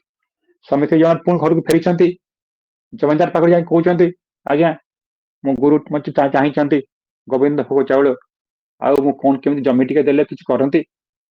ଜମିଦାର ଜଣେ ଭଲ ଲୋକ ଥିଲେ, ଠିକ ଅଛି ତମେ କାମ କର, ତମ ଜମି ତମ ନେଇ ଚାଷ କର, ତମର ଯାହା ବାହାରିବ ଆଗେ ଗୁରୁଙ୍କ ପାଇଁ ରଖିବ, ତାପରେ ମୋର ପ୍ରାପ୍ୟ ଦେଇଦେଲା ପରେ ତମ କିଛି ରଖିବ, ତମେ ଯାଅ। ଦି ଜଣ ସ୍ୱାମୀ ସ୍ତ୍ରୀ କଣ କଲେ ନା କାମ ଆରମ୍ଭ କରିଛନ୍ତି। ଅନ୍ୟମାନେ ସବୁ କଣ କରୁଛନ୍ତି ଦେଖୁଛନ୍ତି, ହେ ଏଟା ତ ଜୀବନରେ କାମ କରିନି କେବେ, ପୁଣି ଗୋବିନ୍ଦ ଭୋଗ ଚାଉଳ ଆଣି ଦାନ କରି, ଦେଖ କି ଅବସ୍ଥା ଦେଖ। ହସିଲେ। ଇଏ କିନ୍ତୁ ଦି ଜଣ ଯାକ ତାଙ୍କର କଣ କଲେ, ସେଇ ଠାକୁରଙ୍କୁ ଧରି ମୁଣ୍ଡରେ ଧରି ଠାକୁରଙ୍କ ପାଇଁ ଗୋଟିଏ ନିଶା, ଠାକୁରଙ୍କ ପାଖରେ କେମିତି ନେଇ ଗୋବିନ୍ଦ ଭୋଗ ଚାଉଳ ପହଞ୍ଚେଇବେ। ଦେଖାଗଲା 3-4 ମାସ ପରେ ଆପଣଙ୍କର ହେଲା ଧାନ ହେଲା, ତାଙ୍କର ସବୁଠାରୁ ଭଲ ଧାନ ତାଙ୍କରି ହେଇଛି। ଚାରିଆଡେ ପୁରା ଯାହାକୁ ବାସନା ପୁରା ମହକ ହେଇଯାଉଛି। ଯାହାପରେ ଯାହା ହଉ ଭଲ ବାହାରିଲା, ସେଠୁ କିଛି ବସ୍ତା ଆଗେ ଠାକୁରଙ୍କ ପାଇଁ ରଖି, ଆଉ ତାପରେ ଜମିଦାରଙ୍କୁ ଦେଲେ, ଆଉ ସବୁ ଯାହା ଦେଖିଲେ ବହୁତ ତାଙ୍କର ମିଳିଲା। ସେ କଣ କଲେ ଶଗଡରେ ସବୁ ଜିନିଷ ଲୋଡ ଫୋଡ କରି ନେଇକି ଦେଓଘର ପାଖରେ ପହଞ୍ଚିଲେ। ତାଙ୍କ ଆଶ୍ରମ ପାଖରେ ଠାକୁର ଦେଖୁଛନ୍ତି, ଦେଖିକି କହୁଛନ୍ତି ଆରେ ମୋ ସୁନା ଆସିଗଲା, ମୋ ଲକ୍ଷ୍ମୀ ଆସିଗଲା। ଠାକୁର ପାଖରେ ଆମେ କହିଲେ ଯାହା ହଉ ବଢିଆ କଥା ଆଣିଛୁ, ଆଉ ତୁ ସେତେବେଳେ ମତେ କଣ କହୁଥିଲୁ ଟିକେ କହିଲୁ। ସେ ଆଣ୍ଠୁ ମାନେ କହୁଛନ୍ତି ଠାକୁର ମୁଁ ବୁଝିପାରିଲି ଆପଣ ମତେ କଣ ପାଇଁ କହିଥିଲେ, ମୁଁ ଜୀବନରେ ପରିଶ୍ରମ କରିନି, ମୁଁ ଜାଣିନି କଥା କଣ ହେଇଛି କଣ ନାହିଁ, ମୁଁ କିଛି ବୁଝିନାହିଁ। ଆପଣ କିନ୍ତୁ ଦେଖନ୍ତୁ ଆପଣଙ୍କ କଥା ମୁଣ୍ଡରେ ନେଲି ବୋଲି ଆଜି ମୁଁ ଶିଖିଲି ପରିଶ୍ରମର ମୂଲ୍ୟ କଣ, ମୁଁ ଜାଣିପାରିଲି ମୋର ଭୁଲ କୋଉଠି ଥିଲା, ମୁଁ କୋଉଠି ଥିଲା। ଆଉ ଦେଖନ୍ତୁ ସେଇ ହରିପଦ ସାହା ଠାକୁରଙ୍କ ପାଖକୁ ଆସିଛନ୍ତି, ତାଙ୍କର ଋତିକ ହଉଛନ୍ତି ନନିକେବଳ ଚକ୍ରବର୍ତ୍ତୀ। ସେ କଣ ହେଇଛି ନନିକେବଳଙ୍କର ସେଇଦିନ ଦେଖନ୍ତୁ ଅବସ୍ଥା କଣ ହେଇଛି, ଘରେ ଦାନା ଗୋଟିଏ ନାହିଁ, କିଛି ନାହିଁ। ଠାକୁରଙ୍କ ପାଖରେ ସେ ଆସିଥିଲା ଚାଉଳ ଗଣ୍ଡେ ଦେଇଛନ୍ତି, ସମସ୍ତେ ଆନନ୍ଦ ଖୋଜିଛନ୍ତି ଯାହା ଠାକୁରଙ୍କର। ମୁଁ ଠାକୁରଙ୍କୁ ଯୋଉ ଏଇ ଲୀଳା ଦେଖିକିରି ନନିକେବଳ କାନ୍ଦୁଛନ୍ତି, କହୁଛନ୍ତି ପ୍ରଭୁ ଏ କି ଲୀଳା ଆପଣଙ୍କର, ଦେଖନ୍ତୁ ଲୋକର କିଭଳି ପରିବର୍ତ୍ତନ ଆପଣ କରିଦେଲେ। ଯେତେବେଳେ ହରିପଦ ସାହା ଠାକୁରଙ୍କୁ ପ୍ରଣାମ କରିସାରିଲା ପରେ ନନ୍ଦଙ୍କ ପାଖକୁ ଆସୁଛି, ଦାଦା ଆପଣ ମତେ ଦୀକ୍ଷା ଦେଇଥିଲେ ବୋଲି ମୁଁ ପ୍ରଭୁଙ୍କ ପାଖକୁ ସେଇ କଥା ହେଲା, ଆମ ଜୀବନରେ ପରିବର୍ତ୍ତନ ହେଇଗଲା, ସବୁ କିଛି ହେଇଗଲା, ଦେଖନ୍ତୁ କୋଉ ଭଳି ଘଟଣା ହେଲା ଆପଣଙ୍କର। ଠାକୁର ସେ କହୁଛନ୍ତି ଆଉ ଦାଦା ଆପଣଙ୍କ ପାଇଁ ମଧ୍ୟ ମୁଁ ଚାଉଳ ଆଣିଛି। ବାହାରକୁ ଦେଖାଗଲା, ଆସି ଦେଖିଲେ 2 ବସ୍ତା ଚାଉଳ, ଡାଲି, ପରିବା, ତେଲ, ବହୁତ ଜିନିଷ ଆଣିଛନ୍ତି। ସେଇ ଜିନିଷ ନନିଦାଙ୍କ ଘରେ ସବୁ କିଛି ଦେଲେ, ନନିଦାଙ୍କ ଘର ପୁରା ଯାହାକୁ କହନ୍ତି ପୂର୍ଣ୍ଣ ହେଇଗଲା। ନନିଦା ସେଇଠି କଣ କରୁଛନ୍ତି, ଠାକୁର କାନ୍ଦୁଛନ୍ତି, ଠାକୁର ମୁଁ କୌଣସି ଭାବରେ ଆପଣଙ୍କ ପାଖରୁ ଏଇ ଜିନିଷ ଦେଖନ୍ତୁ, ଆପଣ ସମ୍ପୂର୍ଣ୍ଣ ଯୋଗତା କହନ୍ତି ଯୋଗକ୍ଷମ ମତେ ଯେ ଆଶ୍ରା କରେ ମୁଁ ତାର ସମସ୍ତ ଜିନିଷ ପୂର୍ଣ୍ଣ କରେ ସେ ଜିନିଷ ଯୋଗକ୍ଷମ ମହାମ୍ୟ ମାନେ ମୁଁ ତାର ସମଗ୍ର ଜିନିଷ ବହନ କରେ ସେ ଜିନିଷ ଦେଖନ୍ତୁ ସେଇଭଳିଆ ଘଟଣା ସେଇ ଇଷ୍ଟଙ୍କୁ ନେଇ ମୁଣ୍ଡରେ ଚାଲିଲେ ସେଇ ଇଷ୍ଟ ହିଁ ଆମ ପ୍ରତି କଥାରେ ପ୍ରତି ମୁହୂର୍ତ୍ତରେ ଆମ ପାଖରେ ରହନ୍ତି ପ୍ରତି ମୁହୂର୍ତ୍ତରେ ଆମର ସେ କଥା ମାନେ ସେ କଥା ସେ ହିଁ ଆମ କଥା ସବୁ ବୁଝାବୁଝି କରନ୍ତି ସବୁ ବୁଝାନ୍ତି ସେଇ କଥା ତାଙ୍କ ଛାଡିଦେଲେ ତେଣୁ ସିଏ ମଧ୍ୟ ସେଇ କଥା ଯାହାକୁ କହନ୍ତି ଭକ୍ତ ବନ୍ଧରେ ବନ୍ଧା ସେ ଭକ୍ତର ବନ୍ଧୁ ସେ ଭକ୍ତର ଯାହାକୁ କହନ୍ତି ଭକତ ଭାବରେ ବନ୍ଧା ସେ ଜିନିଷ ଯାହାକୁ କହନ୍ତି ତେଣୁ ଏଇ ଯୋଉ ଗୋଟିଏ କଥା ସମୟ ଅତିକ୍ରାନ୍ତ ପ୍ରାୟ କହିବାକୁ ଗଲେ ଆଉ ଗୋଟେ ଛୋଟିଆ କାହାଣୀ କହି ଯାଜନ ଶେଷ କରିବି ସେ ଛୋଟିଆ କାହାଣୀଟି ହଉଛି ଗୋଟେ ହଣ୍ଟଲି ପାମର ବିସ୍କୁଟ କଥା ନା ହଉଛି ହଣ୍ଟଲି ପାମର ବିସ୍କୁଟ ଜଣେ ପ୍ରବୋଧା ଥିଲେ ପ୍ରବୋଧ ମୁଖାର୍ଜୀ ସିଏ କଣ ହେଲା ନା ତାଙ୍କର ଜଣେ ଠାକୁରଙ୍କର ଜଣେ କର୍ମୀ କିନ୍ତୁ ତାଙ୍କର ସେ କଥା ଅସୁବିଧା ଥିଲା କଣ ନା ସେ ଜଣେ ଠାକୁରଙ୍କ କର୍ମୀ ଯୋଉ ଠାକୁରଙ୍କ କର୍ମୀ ସେ କଣ ହେଲା ତାଙ୍କର ଯୋଉ ଦୀକ୍ଷା ସମୟ କଥା ଆଗରୁ ସେ ଯୁବକ ଲୋକ ଜଣେ ଉତ୍ସାହୀ ଲୋକ ଏବଂ ଜଣେ ସଂଗଠକ ମଧ୍ୟ କିନ୍ତୁ ତାଙ୍କର ଦୋଷ ଥିଲା କଣ ମଦ ପିଇବା ସବୁଦିନ ସନ୍ଧ୍ୟାବେଳେ ମଦ ତାଙ୍କ ଜିନିଷ ଦରକାର ତାଙ୍କର ଜଣେ ସାଙ୍ଗ ତାଙ୍କୁ ଦୀକ୍ଷା ପାଇଁ ଠାକୁରଙ୍କ କଥା ଯାହା ପ୍ରବର୍ତ୍ତାଇକି ଦୀକ୍ଷା କଥା ହେଲା ଦୀକ୍ଷା ଯୋଉଦିନ ନେବେ ସେଦିନ ସକାଳୁ ସକାଳୁ କଣ ହେଇଛି ନା ତାଙ୍କର ନୂଆ ବସ୍ତ୍ର ପିନ୍ଧି ଗାଧେଇ ପାଧେଇ ଦୀକ୍ଷା ନେବାକୁ ଯିବେ ସେଠୁ ତାଙ୍କର ଘରୁ ଗାଧେଇ ପାଧେଇ ବାହାରିବା ବେଳକୁ ତାଙ୍କର ମନେ ପଡିଲା ଆରେ ଆଜି ତ ଦୀକ୍ଷା ନେଇଯିବି ତାହେଲେ ମଦ ପିଇବାଟା ବନ୍ଦ ହେଇଯାଇପାରେ ଆଚ୍ଛା ଠିକ ଅଛି ଯୋଉ ବୋତଲଟା ଅଛି ଘରେ ତାକୁ ଟିକେ ସାରି ଦେଇ ଯାଏ ସେ ବୋତଲଟା କଣ କଲେ ସଙ୍ଗେ ସଙ୍ଗେ ପିଇଦେଲେ ଦୀକ୍ଷା ନେବାକୁ ଗଲେ ସେଇ ଅବସ୍ଥାରେ ଦୀକ୍ଷା ନେଲେ କେତେବେଳେ ଆଜି ତ ଛାଡା ଯାହା ଦୀକ୍ଷା ନେଲି ଆଉ ଆପରେ ଆଉ ଜମା ମଦ ପିଇବି ନାହିଁ ସେମିତି କଥା ରହିଗଲା ମଦଟା ସେମିତି ଚାଲିଲା ପ୍ରତିଦିନ ସନ୍ଧ୍ୟାରେ ମଦ ଚାଲିଲା ଠାକୁରଙ୍କ ପାଖକୁ ଯାଆନ୍ତି ଦେଓଘର ଯାଆନ୍ତି ସବୁ କଥା କରନ୍ତି ଠାକୁର ତାକୁ କଣ କରନ୍ତି କିଛି କହନ୍ତି ନାହିଁ ଯାଜନରେ ପଠେଇ ଦିଅନ୍ତି ସବୁ କଥା କରନ୍ତି ଯାଜନ ଯୋଉ ଲୋକମାନେ ଯାଆନ୍ତି ଆସି କଣ ଠାକୁରଙ୍କ ଠାକୁର ଆପଣ ତାଙ୍କୁ ପଠେଇଲେ ସବୁ କଥା ଭଲ ସବୁ ଜିନିଷ ଭଲ ଆଉ ସନ୍ଧ୍ୟା ହେଲା ମାନେ ସେ ମଦ ପିଇବା ଆରମ୍ଭ କରୁଛନ୍ତି କଣ କରିବେ କହିଲେ ଯାହାକୁ କହନ୍ତି ଖରାପ କଥା ସତ୍ସଙ୍ଗର ବଦନାମ ହଉଛି ଠାକୁର କିଛି କହୁନାହାନ୍ତି ଦେଖନ୍ତୁ କୋଉ ଭଳି କଥା ତାପର ଦିନ କଣ ହେଇଛି ଡାକି କହୁଛନ୍ତି କାମ କରିବେ ଗୋଟେ ବିସ୍କୁଟ ଦରକାର ହଣ୍ଟଲି ପାମର ବିସ୍କୁଟ ବ୍ରାଣ୍ଡ ହଉଛି ହଣ୍ଟଲି ପାମର ସେ କହିଲେ ହଁ ଆଜ୍ଞା ଦେବି ଏଇ ଛୋଟିଆ କଥା ମୁଁ ଦେଇପାରିବିନି ଆଉ ସିଏ ହଉଛନ୍ତି କଲିକତାର ଲୋକ ତାଙ୍କୁ ପ୍ରତ୍ୟେକ ଷ୍ଟ୍ରିଟ୍ ପ୍ରତ୍ୟେକ ଗଳି ଏଭିନ୍ୟୁ ତାଙ୍କୁ ପୁରା ମାଲୁମ ସେ ଖୋଜିଲେ କଲିକତା ସାରା ସେ ବିସ୍କୁଟ ନାମ ଗନ୍ଧା କିଛି ପାଇଲେନି ଆଶ୍ଚର୍ଯ୍ୟ କଥା ତାଙ୍କ ମନ ଗୋଟେ ଜାଗିଲା ସେଇ କଥା ଠାକୁର ମାଗିଛନ୍ତି ଏବଂ ମୁଁ ଟା ଇଏ କରିପାରୁନି 8-10 ଦିନ ବିତିଗଲା ଖାଇବା ପିଇବା ଶୋଇବାର କିଛି ଠିକ ଠିକଣା ନାହିଁ ଯିଏ ଯୋଉଠି କହିଲା ଦୌଡ଼ିଲେ ସେଠି ହଣ୍ଟଲି ପାମ ବିସ୍କୁଟ ପାଇଁ ସବୁ କିଛି ଭୁଲିଗଲେ ଯେମିତି ଇଷ୍ଟ ନିଶା ତାଙ୍କ ଉପରେ ପାଗଳ କରିଦେଲା ଯାକୁ କହନ୍ତି ସେଇଭଳି ଭାବରେ ଠାକୁରଙ୍କ ପାଖରେ ଯେମିତି ହେଲେ ଠାକୁରଙ୍କ ପାଖରେ ବିସ୍କୁଟ ପହଞ୍ଚେଇବେ ଦିନେ ତାଙ୍କ ଜଣେ ବନ୍ଧୁ ଦେଖା ହେଲା ସେ ଆସି କହୁଛନ୍ତି ଆଚ୍ଛା ପ୍ରବୋଧା ଟିକେ ଯିବା ଆସ କଣ ଘଟଣା କରନି ଏମିତି ଅବସ୍ଥା କଣ ହେଇଛି ନା ଏମିତି କଥା ହେଇଛି ଠାକୁର ଖୋଜୁଛନ୍ତି ନା ଟିକେ ଆସିଲ ଗୋଟେ ବୁଢା ଲୋକଟି ଅଛି ସେ ବିଭିନ୍ନ ପ୍ରକାର ବିସ୍କୁଟ ରଖେ ତା ପାଖକୁ ଯିବା ଚାଲିଲ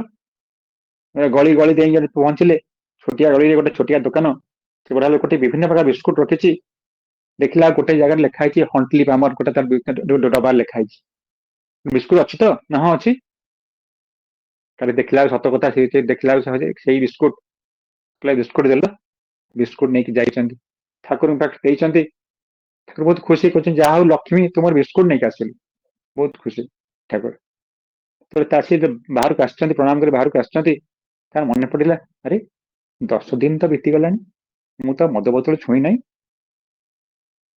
ତାଙ୍କର ମନରେ ଆସିଲା ଆରେ ଇଷ୍ଟ ନିଶାରେ ମାତାଲ ହେଇପାରିଲି ତାହେଲେ ଏଇ ମାତାଲ କି ମୂଲ୍ୟ ରହିଲା ଏଇ ମଦର କି ମୂଲ୍ୟ ରହିଲା ଆଉ ସେଇ ଦିନଠାରୁ ତାଙ୍କ ମଦ ନିଶା ଚାଲିଗଲା ଦେଖନ୍ତୁ ସେ ତାକୁ କେବେ କହିନାହାନ୍ତି ତୁ ମଦ ପିଇନା ବୋଲି ମଦ ଛାଡିଦେ ବୋଲି ମଦ ଖରାପ ବୋଲି ଦେଖନ୍ତୁ ଗୋଟିଏ କଥା ସେଇ ବିସ୍କୁଟର ଭାବ ହଣ୍ଟଲି ପାମର ବିସ୍କୁଟ ଯୋଗୁ ତାଙ୍କ ଜୀବନ ପରିବର୍ତ୍ତନ ହେଇଗଲା ଏଇ ହଉଛନ୍ତି ମୋ ପ୍ରଭୁ ଏଇ ହଉଛନ୍ତି ମୋ ଠାକୁର ତାଙ୍କର ପ୍ରତି କଥା ପ୍ରତି ଆନନ୍ଦ ପ୍ରତି ଯାହା ମୁହୂର୍ତ୍ତ କଥା କୁହନ୍ତି ଟିକେ ଚାହାଣି ଟିକେ ହସ ଟିକେ ଆନନ୍ଦ ଟିକେ ଅଭିବ୍ୟକ୍ତି ଟିକେ ରାଗ ମଣିଷ ଜୀବନର ପରିବର୍ତ୍ତନ କରିଦିଏ ତେଣୁ ସେ ହଉଛନ୍ତି ପୁରୁଷୋତ୍ତମ।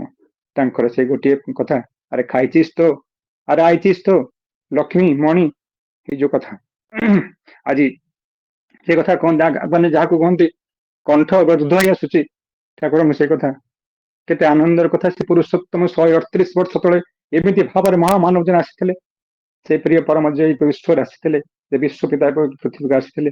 ତାପରେ ମଣିଷ ବିଶ୍ୱାସ କରେ ନା ସିନା, ମଣିଷ ପ୍ରତି ମୁହୂର୍ତ୍ତ ବିଶ୍ୱାସ କରିବ, ଜାଣିବ ଯେ ସେ ପ୍ରଭୁଙ୍କର ଜୀବନ ରଖିଲେ କେମିତି ହୁଏ, ସେ ପ୍ରଭୁଙ୍କ ମୁଣ୍ଡରେ ରଖିଲେ କେମିତି ହୁଏ, ତାଙ୍କ ପରିବାରର ମୁଖ୍ୟ ହେଲେ କଣ ହୁଏ, କେମିତି ଭାବରେ ଜୀବନ ପରିବର୍ତ୍ତନ ହୋଇଯାଏ। ପ୍ରତି ମଣିଷ ହୋଇ ଉଠେ ଦେବ ମାନବ, ପ୍ରତି ମଣିଷ ହେଇ ଉଠେ ସେଇ ଷ୍ଟଙ୍ଗର ପରମ ପୂଜା ଯାହାକୁ କହନ୍ତି, ଓ ସେ ହଉଛନ୍ତି ସେଇ ମଣିଷ କାଙ୍ଗାଳ।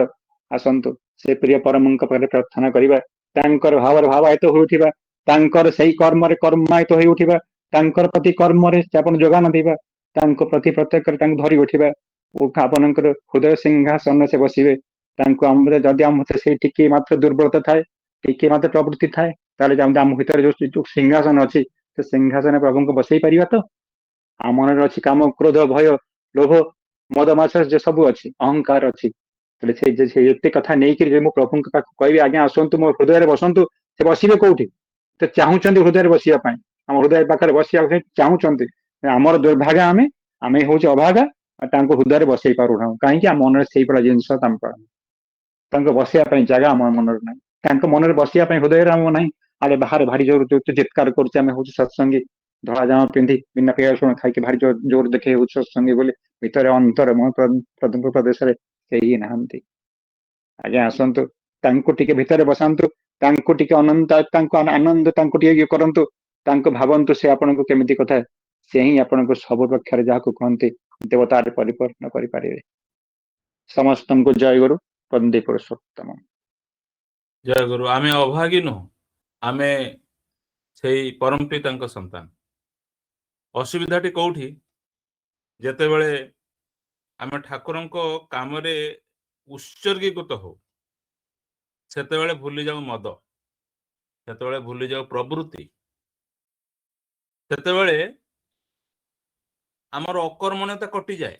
ଯୋଉ ଏକ୍ସାମ୍ପଲ ଗୁଡା ଦେବଦତ୍ତ ଭାଇ ଆଜି ଦେଲେ, ସାମର୍ଥ୍ୟ ନାହିଁ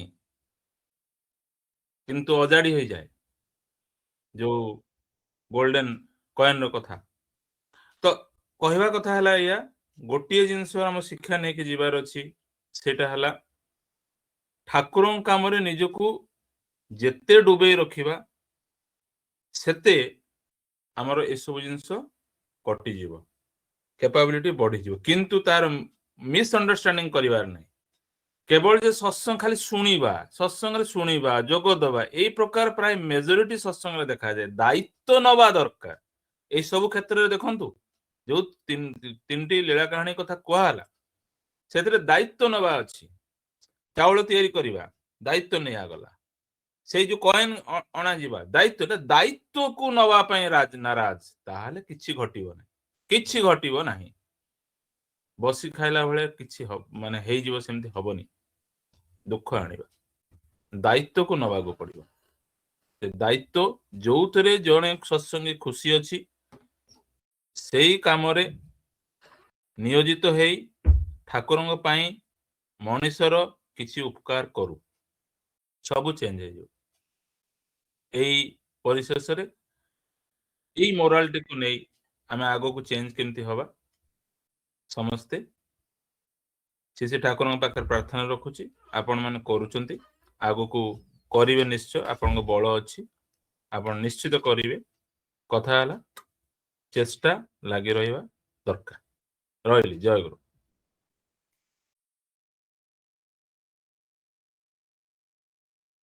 ଜୟ ଗୁରୁ।